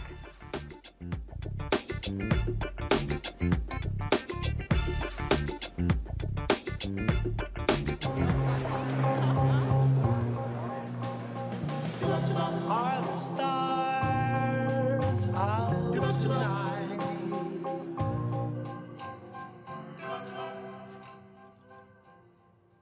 Alexa, play our favorite song again.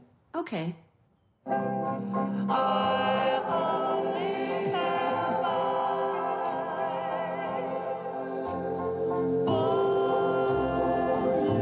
Folks, Black Star Network is here. Oh, no punching! I'm real revolutionary right now.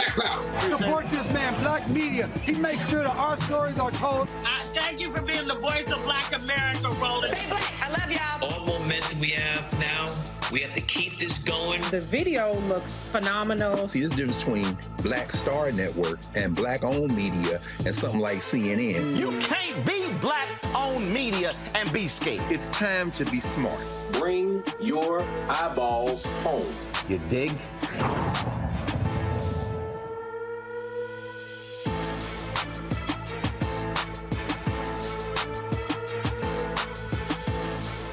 Maureen is saving big holiday shopping at Amazon. So now she's free to become Maureen the Merrier. Food is her love language, and she really loves her grandson. Like, really loves. Hello, everyone. I'm Godfrey, and you're watching Roland Martin Unfiltered. And while he's doing Unfiltered, I'm practicing the wobble.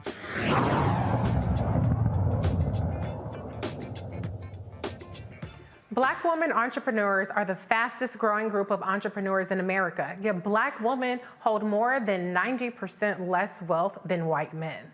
In 2019, Black women were paid 63% of what non-Hispanic white men earned. That means it would take the typical Black woman 19 months to be paid what the average white man makes in 12 months. The Highland Project is a nonprofit organization that wants to change that by working to close the racial wealth gap with Black women. Highland Project founder Gabrielle Wyatt is here to tell us how. Welcome, Gabrielle. How are you doing today? Good evening. How are you doing? I'm great. Thank you. Can you tell us a little bit more about the Highland Project?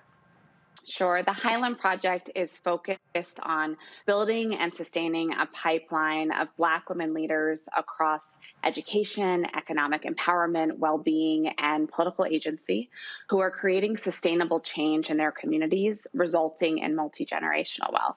We focus on a holistic definition of wealth because we know that wealth is beyond dollars in pocket, but our ability to access great schools, great food, for our lives to be protected and thriving. And so we're cultivating a movement that's a coalition of women across sectors. We provide them with sisterhood, a focus on well-being, building political power, and we pair that with $100,000 in Genius Awards for each woman to scale her vision. Wow, that's pretty spectacular. I noticed on the website you talk about Black political power. Like, for instance, there are no Black women in the Senate. We talked a little bit earlier about the engagement that we need to have for the 2022 midterms. A lot of people are already announcing their campaigns. Stacey Abrams, for instance, in Georgia. So what level of engagement are you having with potentially recruiting, or do you get involved in the recruiting aspect for Black women who are looking to run for office? Sure. We are a 501c3 nonprofit, so we engage in advocacy. We engage in ensuring that we can help to sustain women who are engaging politically, not just in a traditional electoral sense, but also in terms of how are they investing their time in showing up at the polls, in writing op-eds and more. I'm proud to say that last Tuesday we announced our first cohort, and we have several women who are engaged in advocacy and politics. We have Miss Latasha Brown out of Georgia, who we all know has been an incredible champion for the protection of voter rights in our communities and our voices, quite frankly, as Black women. We have Leslie Harrod, who is a representative out of Colorado, who was the first openly gay representative in the state house. Mary Pat Hector out of Georgia, who is just an inspiration. She's been organizing in her communities from quite a young age. She ran for office previously in Atlanta and continues to organize youth in her community. And so I share that with you because we take a holistic look at what does our political power mean. Yes, it's important to get us into office. Yes, it's important to make sure that there's a bench of us coming up from behind, right? I look at the stats that 0% of us are governors, that we have 0 U.S. senators. And so we're focused on numbers, but we're also focused on what are the other aspects that influence change. And so that is that Mary Pat Hector who's organizing youth, the youth of tomorrow. It is leaders who are focused on how do they use their seat in corporate to take stands that nonprofit leaders may not be able to. Absolutely. So can you explain a little bit more about what the cohort itself does? Sure. So they meet together over the course of 1 year to first center their own well-being. As I think about ways in which we've tried to increase Black women in seats of power, they've been impactful. And yet I keep going back to the fact that we have 0% of U.S. senators, that we continue to see Black women who sit in C-suite roles leaving their sectors, burning out. And so we have an unapologetic focus on what does it mean to protect ourselves, our own well-being, so that we can continue to sit in seats of power and not leave the very impactful work that we're leading. So we focus on that when they're together. We focus on how are they building their legacies, not only in their current seat, but outside of that seat. How are they building up the generations coming up behind them and the ones that have come before them? How are they listening to enact change? We then pair that with $100,000 in capital. And so when leaders are together, they're discussing how they might use that capital, whether or not they might pool those resources together and more. Yeah, $100,000 is, to me, at least to me, it sounds huge because, Black women are very typically underfunded, whether it comes to political campaigns or even nonprofits. Black women nonprofits are not as well funded as other ones, even when we have these racial reckonings like we did last summer. And so can you just explain, for instance, what kind of activities somebody could use with a little bit more detail with that $100,000 that's granted? What are the strings, essentially, are what I'm asking you? What are the strings attached? Yes. I mean, the first thing I'll just say, though, is like the amount of dollars that we have not seen moved since 2020 is egregious. So in 2017, we saw that 1% of dollars were going to women and girls of color. We've only seen the needle move since the 2020 racial reckoning by at least a little bit of a 1%. It's less than 2% of dollars still are going to women and girls of color, despite the calls we saw last year. And so you're right that 100K is a lot. We're hoping to move the needle in that. The strings are attached is that you do incredible work in your communities. So this is trusting capital. I like to think about us as the MacArthur Genius Award for Black women. I ask myself, what if we gave more trusting capital to leaders like Nicole Hannah-Jones, who received a MacArthur Genius Award, right, and is continuing to path blaze in our community. So we ask that women, as they look at this $100,000, that they do not use it to plug gaps in their operating budgets, but they use it in transformative ways to embed change and, again, to sustain themselves. So I suspect what you'll see leaders doing is asking what additional initiative or capital or power needs to exist in my community so that my efforts to date can really be sustainable, and what are things that I might want to pilot or test or frankly fail at, because we know we can learn from failure, and yet as Black women, we're never given the capital to experiment, to try new things. And so I think that's what you'll see coming out. You're absolutely right about that. I mean, white men fail up all the time, but with Black people, they want to see their return on investment. And sometimes that return on investment is, like you said, experimenting and getting the latitude to try things that haven't been done before. So Gabrielle, can you tell the viewers how to get in contact with the Highland Project or what they can do if they want to support? Sure. I would not be a nonprofit founder if I didn't say support us by investing directly in our vision. If you invest in us, your dollars go right into our $100,000 Genius Award. So you're investing in the legacy of the women who we partner with. So you can join us. You can invest by following us at Lead Highland on Twitter and Instagram. You can donate to us on our website, which is thehighlandproject.org. You're also able to give us your contact information so that we can figure out other ways to get you involved in our work. Thank you, Gabrielle, and the Highland Project for investing in Black women and tackling this very important cause. Thank you. Thank you so much for having me. We'll be right back. Roland Martin Unfiltered after the break. Thank you. Take care. Happy holidays. Okay, where are we going now? Are the stars out tonight?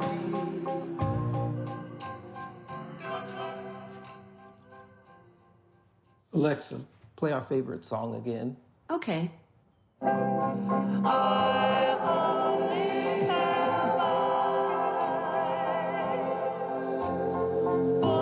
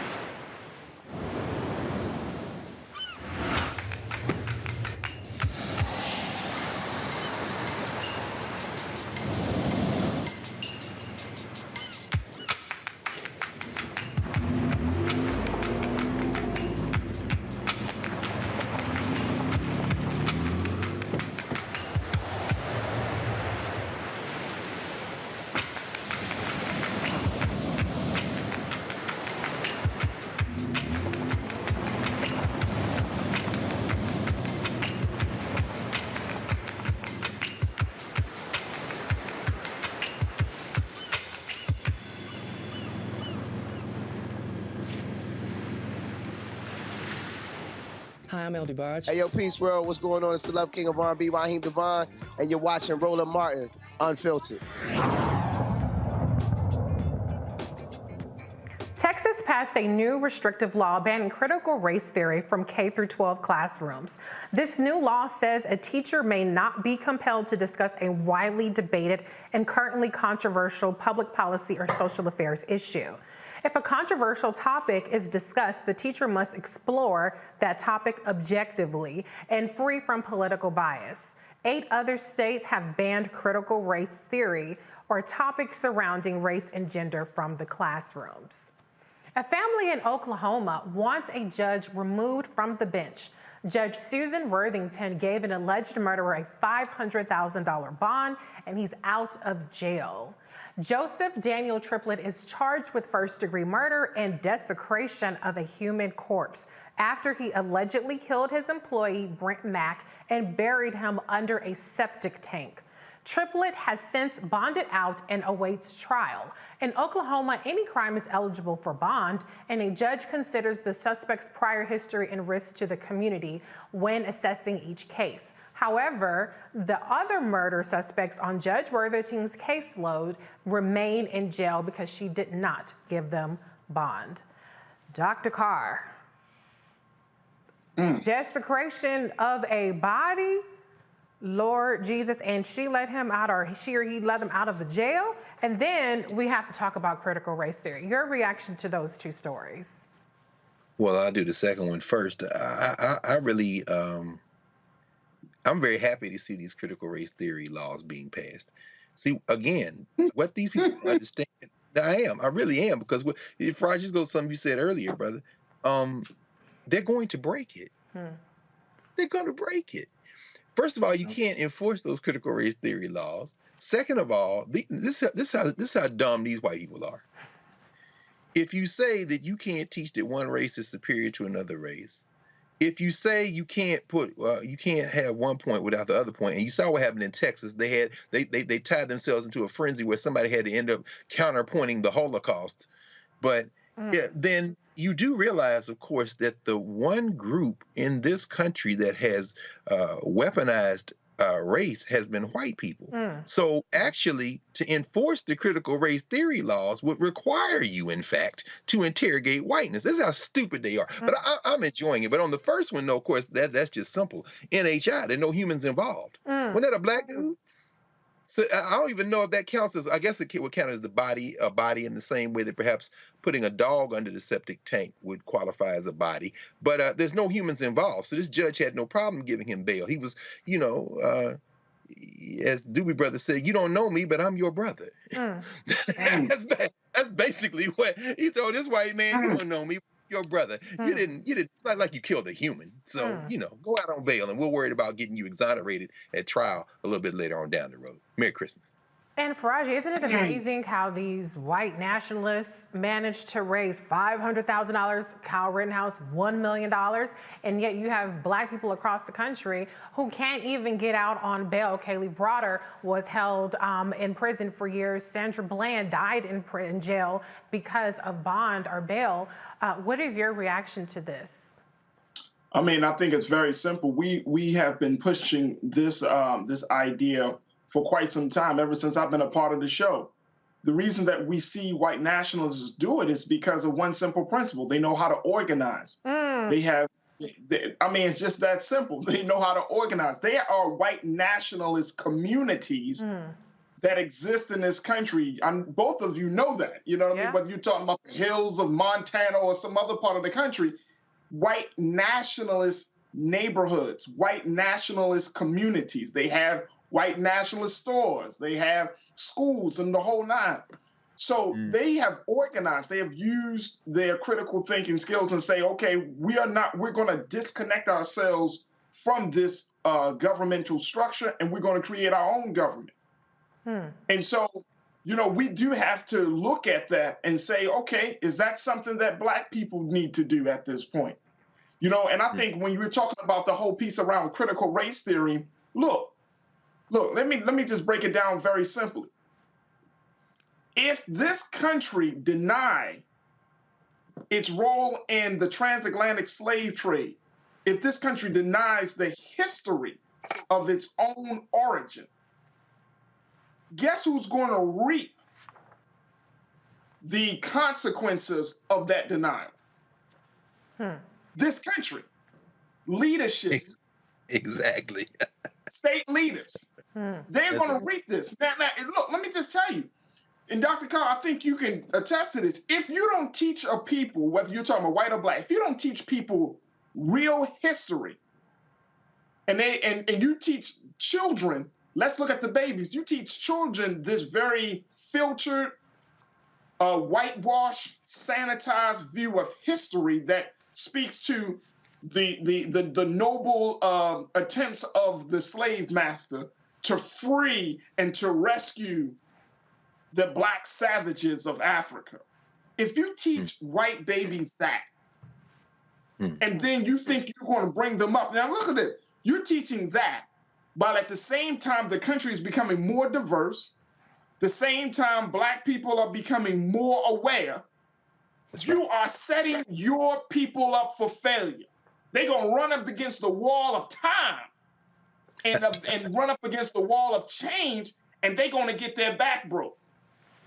So you can play around and act like, oh no, if we don't teach it, therefore it doesn't exist. When those white students leave, what do you think they're going to see when they go out into the world? Their minds are not going to be able to handle it. They're going to be like a Kyle Rittenhouse, or they're going to be like that devil that killed our people down in South Carolina in the church. I mean, you are setting your people up for disaster, because truth frees the mind. When you lie to people, you create an imbalance in people's heads about themselves and about the world around them. Watch. This thing is going, like Dr. Carr, you said it, it's going to backfire. Trust and believe, it's going to backfire. And it's not going to backfire on black people, because we already been denied. We already know our history has been hidden and kept from us. White people going to feel this one. They're going to feel this one.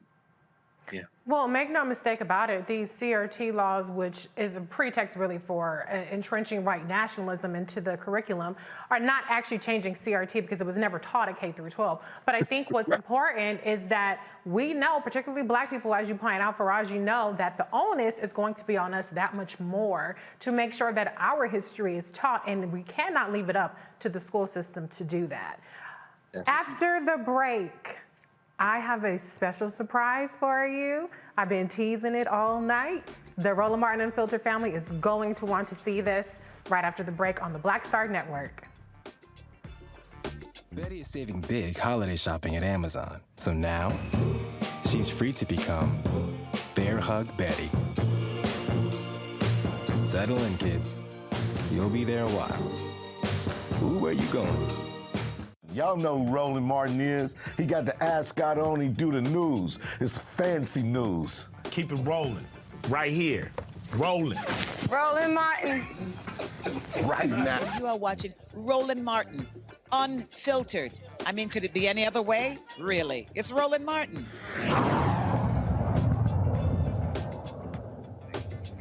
All right, y'all.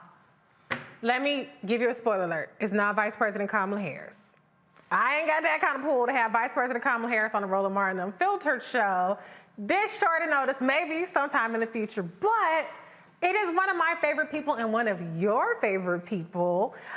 I could give a long, drawn-out explanation, but without further ado, welcome back for the first time to the Roland Martin Unfiltered show on the Black Star Network, Erica Savage Wilson. Hey, girl! Hey, boo. Hey, Reese. Hey, G. Okay, I'm gonna get the panel the time to say, hey, go ahead, everybody, get it out. Yes, that was chef's kiss. That was so beautiful. E, what's up? What's going on, G? Hi, Faraj. I haven't met you, but I've been watching you. Good to see you. I'm just glad to be here. And to the RMU production team, I love you all. You all have no idea how awesome that production crew is. The folks that work behind the scenes, they're also in front of the scenes as well. They are absolutely amazing. So much love to the RMU production crew and to our big brother, Roland. Yes, Roland. The only thing missing is Roland. I'm sorry, Roland, if I stole your thunder, but I was like, I can't be on the Roland Martin Unfiltered show and be in this host chair without checking in with my sis, my girl, Erica. Erica, you look as beautiful, as amazing. I want you to tell the audience about what you're up to now. You've been produced our publishing medium pieces, as well as back in the swing of things with some IG Lives and some newsletters. So please let the audience know what you're up to. Thank you so much, Reese. And y'all, first of all, y'all please light up social media with how awesome Reese has done it in the guest chair. It's been great all week. But of course, I'm always partial to the Thursday VIP panel, as we dubbed it almost 2 years ago. Yes. Always partial. So please light up social media, letting everybody, the whole world, know how awesome our good sis Reese Colbert Black Women Views is. A follow you must have. I'm healing. That is probably one of the best ways that I can put it. And my healing is coming through really just enjoying being outside of the other side of what I was engaged in, which was pretty much work 24/7. What I have been up to as of late is definitely a bunch of appointments still, but doing, as Reese noted, writings. I'm working on a piece now that I'm going to be sending out, hoping that it will be pitched. So USA Today, Blabbity, all of y'all look up. I'm going to be sending this piece to you all. Also, I definitely, as Reese said, I did one Facebook and IG Live just last month to let everyone know that I'm, healing. I'm still here, but I'm taking that very, very seriously. And as a result of that, one of my favorite people, my mentor, Dr. Avis Jones DeWeaver, who kicked off this week hosting in that very seat that Reese is occupying so wonderfully, has really folded me in. And I will be launching another podcast, January of 2022. This will be focused on what I'm working and what I've been really moving through my healing, which is the reframed brain. That is going to be the name of the podcast, the reframed brain. And what I have learned through this brain injury and through a myriad of other injuries that I've endured is that the thing that we are all connected by is this global pandemic trauma, that we are not to take lightly what we have been experiencing this pandemic, not just COVID-19 in and of itself, but the anxiety, the insomnia, the stressors, the worry. Reese talked about having a baby during the pandemic and the joy that she would have with having that room filled with friends and families and well wishes that was significantly reduced to her husband and her mother-in-law and her mother. There has been a real social impact that we are going to be experiencing here this next wave in 2022 and beyond. And so no one has to have a brain injury to understand that brain health is so very important. And so the Reframe Brain is really going to be bringing to the audience, not just letting you know that I'm a brain injury champion, but how we are all very much so included and connected by the trauma that we have experienced through this pandemic. And I want for people to be able to live a more intentional life, understanding that there's some things that you just don't have to endure. Ooh, preaching. This is why we love you so much, Erica, the reframed brain. I love that. You know, in your Medium piece, you talked about the new Erica. We love the new Erica, the old Erica, but for people who want to know, like, what's different now, like you said, you're healing, and that's a process, that's an iterative process. It's not a straight line. Give people a little bit of insight into parts of what you can share of the new Erica. Sure. I really appreciate the question. It is definitely ongoing. And this is not a downer. This is just very real. The unseen part of what I'm experiencing is that people see me and they see Erica. What everyone is not seeing is the heavy lift that it takes for me to move throughout the day. I have a wonderful, wonderful medical care team, home health care, occupational therapy, a myriad of team members within the medical community that help me. But I've been very honest and very frank about the neuropsychologist, my psychiatrist, and my therapist that I meet with throughout on a weekly basis, that the mental warfare, because I don't have the capabilities that I used to. For instance, every day for at least 2.5 hours, my body shuts down because my brain has to breathe. Me being on social media, the way that I've been able to come back into social media, I'm not able to really participate in the way that I was before because I have light sensitivity, the scrolling activity is difficult on the brain. It's not good on any of our brains, but particularly when the brain has been compromised by an injury, like the one that I sustained, being hit by an 18-wheeler twice while traveling for work. So it wasn't just I was, traveling. I was traveling for work at the time that the accident occurred. What people also don't see is that it takes me longer to process. So I love Roland Martin Unfiltered. I love political news, just like all of these panelists. It's a heavy investment to actually present the information that the audience receives, whether it's in 2 hours, whether it's a segment that's 6 or 7 minutes.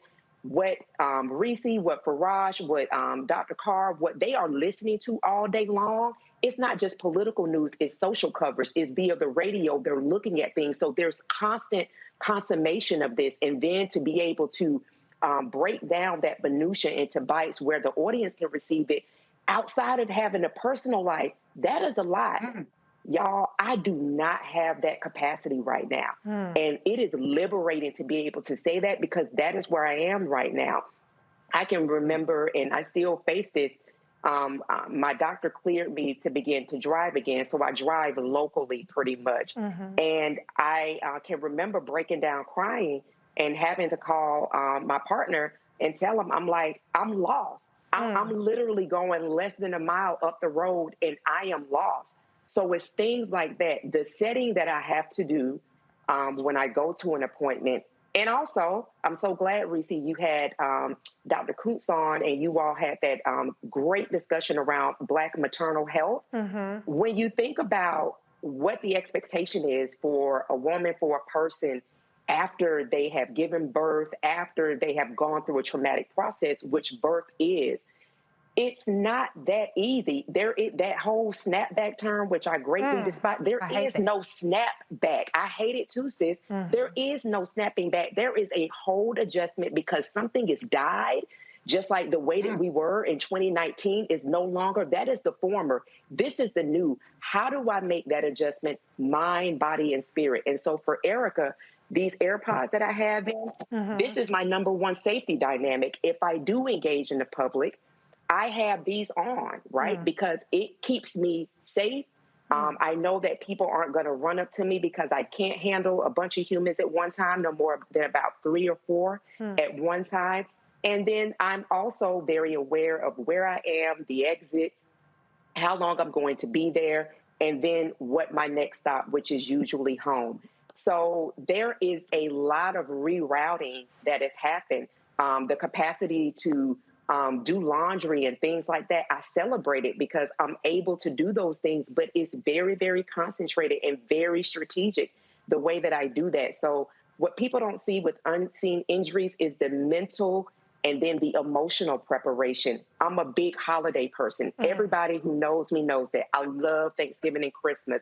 I literally had a mental crisis breaking things because it was just me and my partner at home. I couldn't tolerate being around my family because I still can't tolerate traveling outside of about a 10, 15-mile radius. Those are the type of limitations that I am accepting in my present, understanding that things will improve in my future, but I have to accept it now because that's just where your girl is at. And it does not mean that I was not born and created to fly. I've done it. I'm going to do it in a much higher and different way. However, at the moment, with a brain injury, PTSD, anxiety, depression, and insomnia, which is mad crazy, I have, with my plants and with my family support and support of my good sis Reese and just so many people who have really, really just kind of held me up, I have been able to manage. And I also want to mention as well, I talked about in my medium piece, the suicide attempt. It's very real. It happens to Black folks. It happened to Black people that believe in Jesus. It does not mean you're not a believer. It doesn't mean that you're a person of faith. It means that your response to literally grieving your own death, or as I talked about with the pandemic, grieving what we were before, and where we are now, and the constant reminders about social distancing and wearing masks, and the anxiety that we feel about going outside into different areas, or those that are having to return to in-office settings is real. And so the thoughts, those things that we can ideate on that say, this is it no longer, is very, very real. Having support that literally says, I'm making space for you to grieve what was, what is to come, what is now, is very, very important. And it does not mean that we are somehow not normal, as people would say. I don't even know what that means now, but it does mean that we are human and that there's another well of empathy that we must introduce into our own personal lives. Wow. Erica, you are extraordinary. And sharing that, I want people to I just thank you so much for that transparency, because we have to expand the expectations that we put on Black women. Black women need to heal, whether it's from a traumatic brain injury, as what you're doing with people, or Black women, men, people across the world are really suffering in this pandemic for a lot of reasons. And so your story and this Reframed Brain podcast that you are going to be doing is going to be just a blessing to so many people. I want to be respectful of your time, but I know that I cannot end this segment without going to our big bro, Dr. Carr. Dr. Carr, I want to hand the mic over to you to talk to Erica for a moment.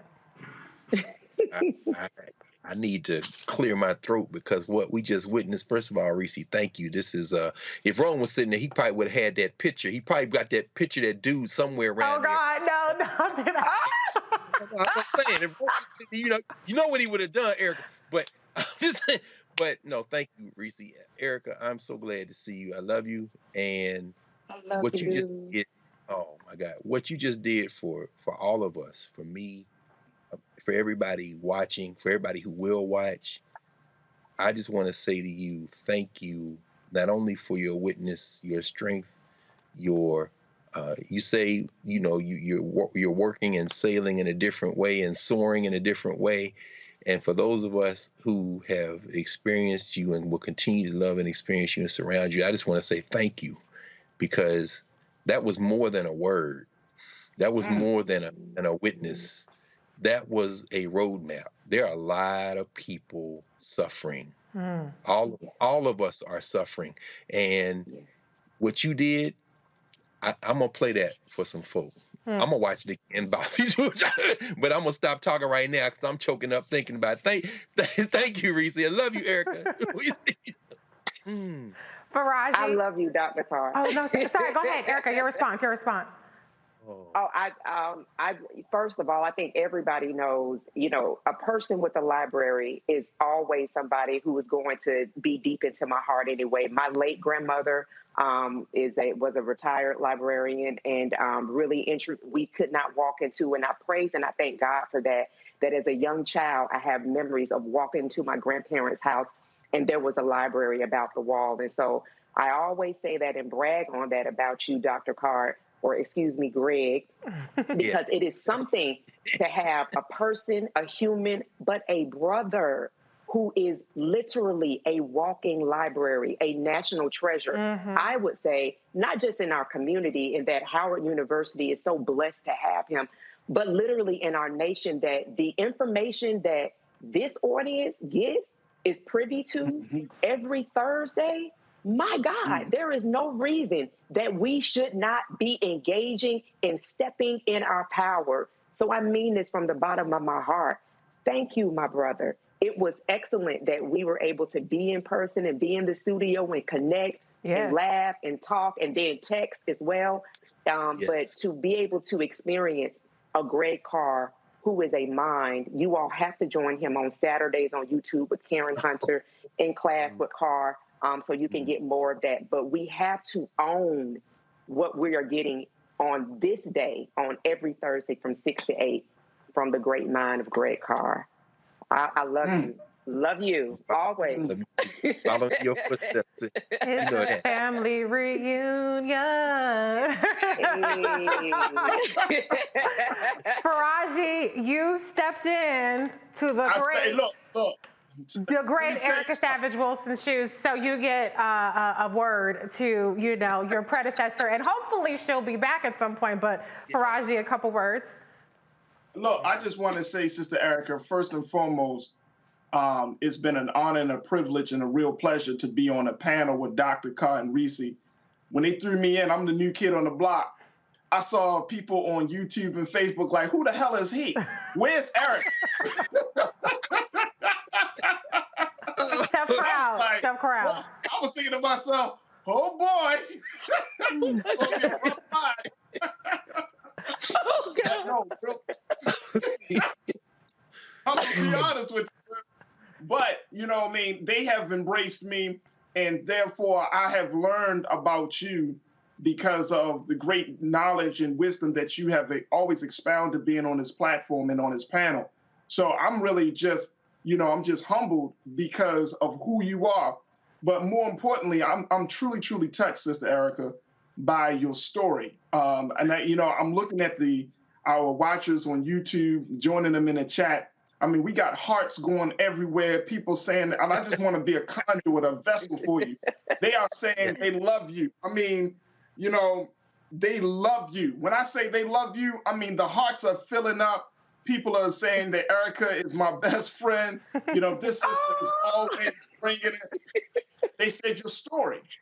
I want to share this with you. They're saying that your story. Look, Banana said no one can fill Erica's shoes. All right, Banana, there we go. Go ahead, keep it moving. Keep it moving. And look, Cynthia, nothing but hearts. I mean, hearts, and everybody's saying God bless you. Mm-hmm. But your testimony tonight, sis, your testimony is one that I truly, truly believe that we're all going to gain something from. I mean, that's a powerful testimony. And, I loved how you framed it. Whether you are a believer in Jesus or not doesn't mean that you don't go through no trials and and challenges. And that right there stuck for me, and it resonated with me because, so many of us, especially, my wife and I, we have these conversations. She's like, I hate when people say Black women are strong. She said, because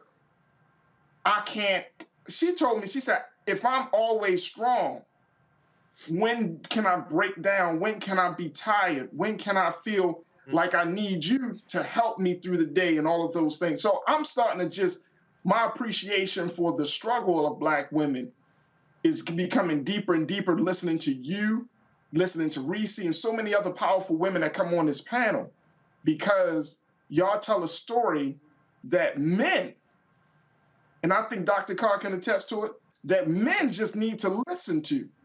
Yes, sir. And just to hear you say that you reached out to your partner and you gotta, just for that support, but it's hard for you to carry yourself through a day. I mean, look, sis, whenever you're ready, you don't have to bump those two off. You could just be like, Faraji, I'm ready. I'll be like, yes, ma'am. I'm just backing out the chair. I'll be like, all right, yes, ma'am. It was nice knowing y'all. Thank you for your time. Oh, you're family now. You're not going anywhere. Erica, we just cannot say enough how much we love you. If you're out there, you heard Erica, she's writing USA Today, Blavity, The Griot, Essence Magazine, Ebony, et cetera, et cetera, et cetera. If you are an editor, if you are a person who has the access, who heard Erica's story and you want more people to hear it, reach out to her. Her Medium piece is called Things Not Seen. It is a must read. Her upcoming podcast is called The Reframed Brain. Erica, tell us how to get in contact. Oh, one more thing, you didn't ask me to do this, but if you want to pour into Erica, give her a love offering. It's Cash App, $ Erica Savage Wilson.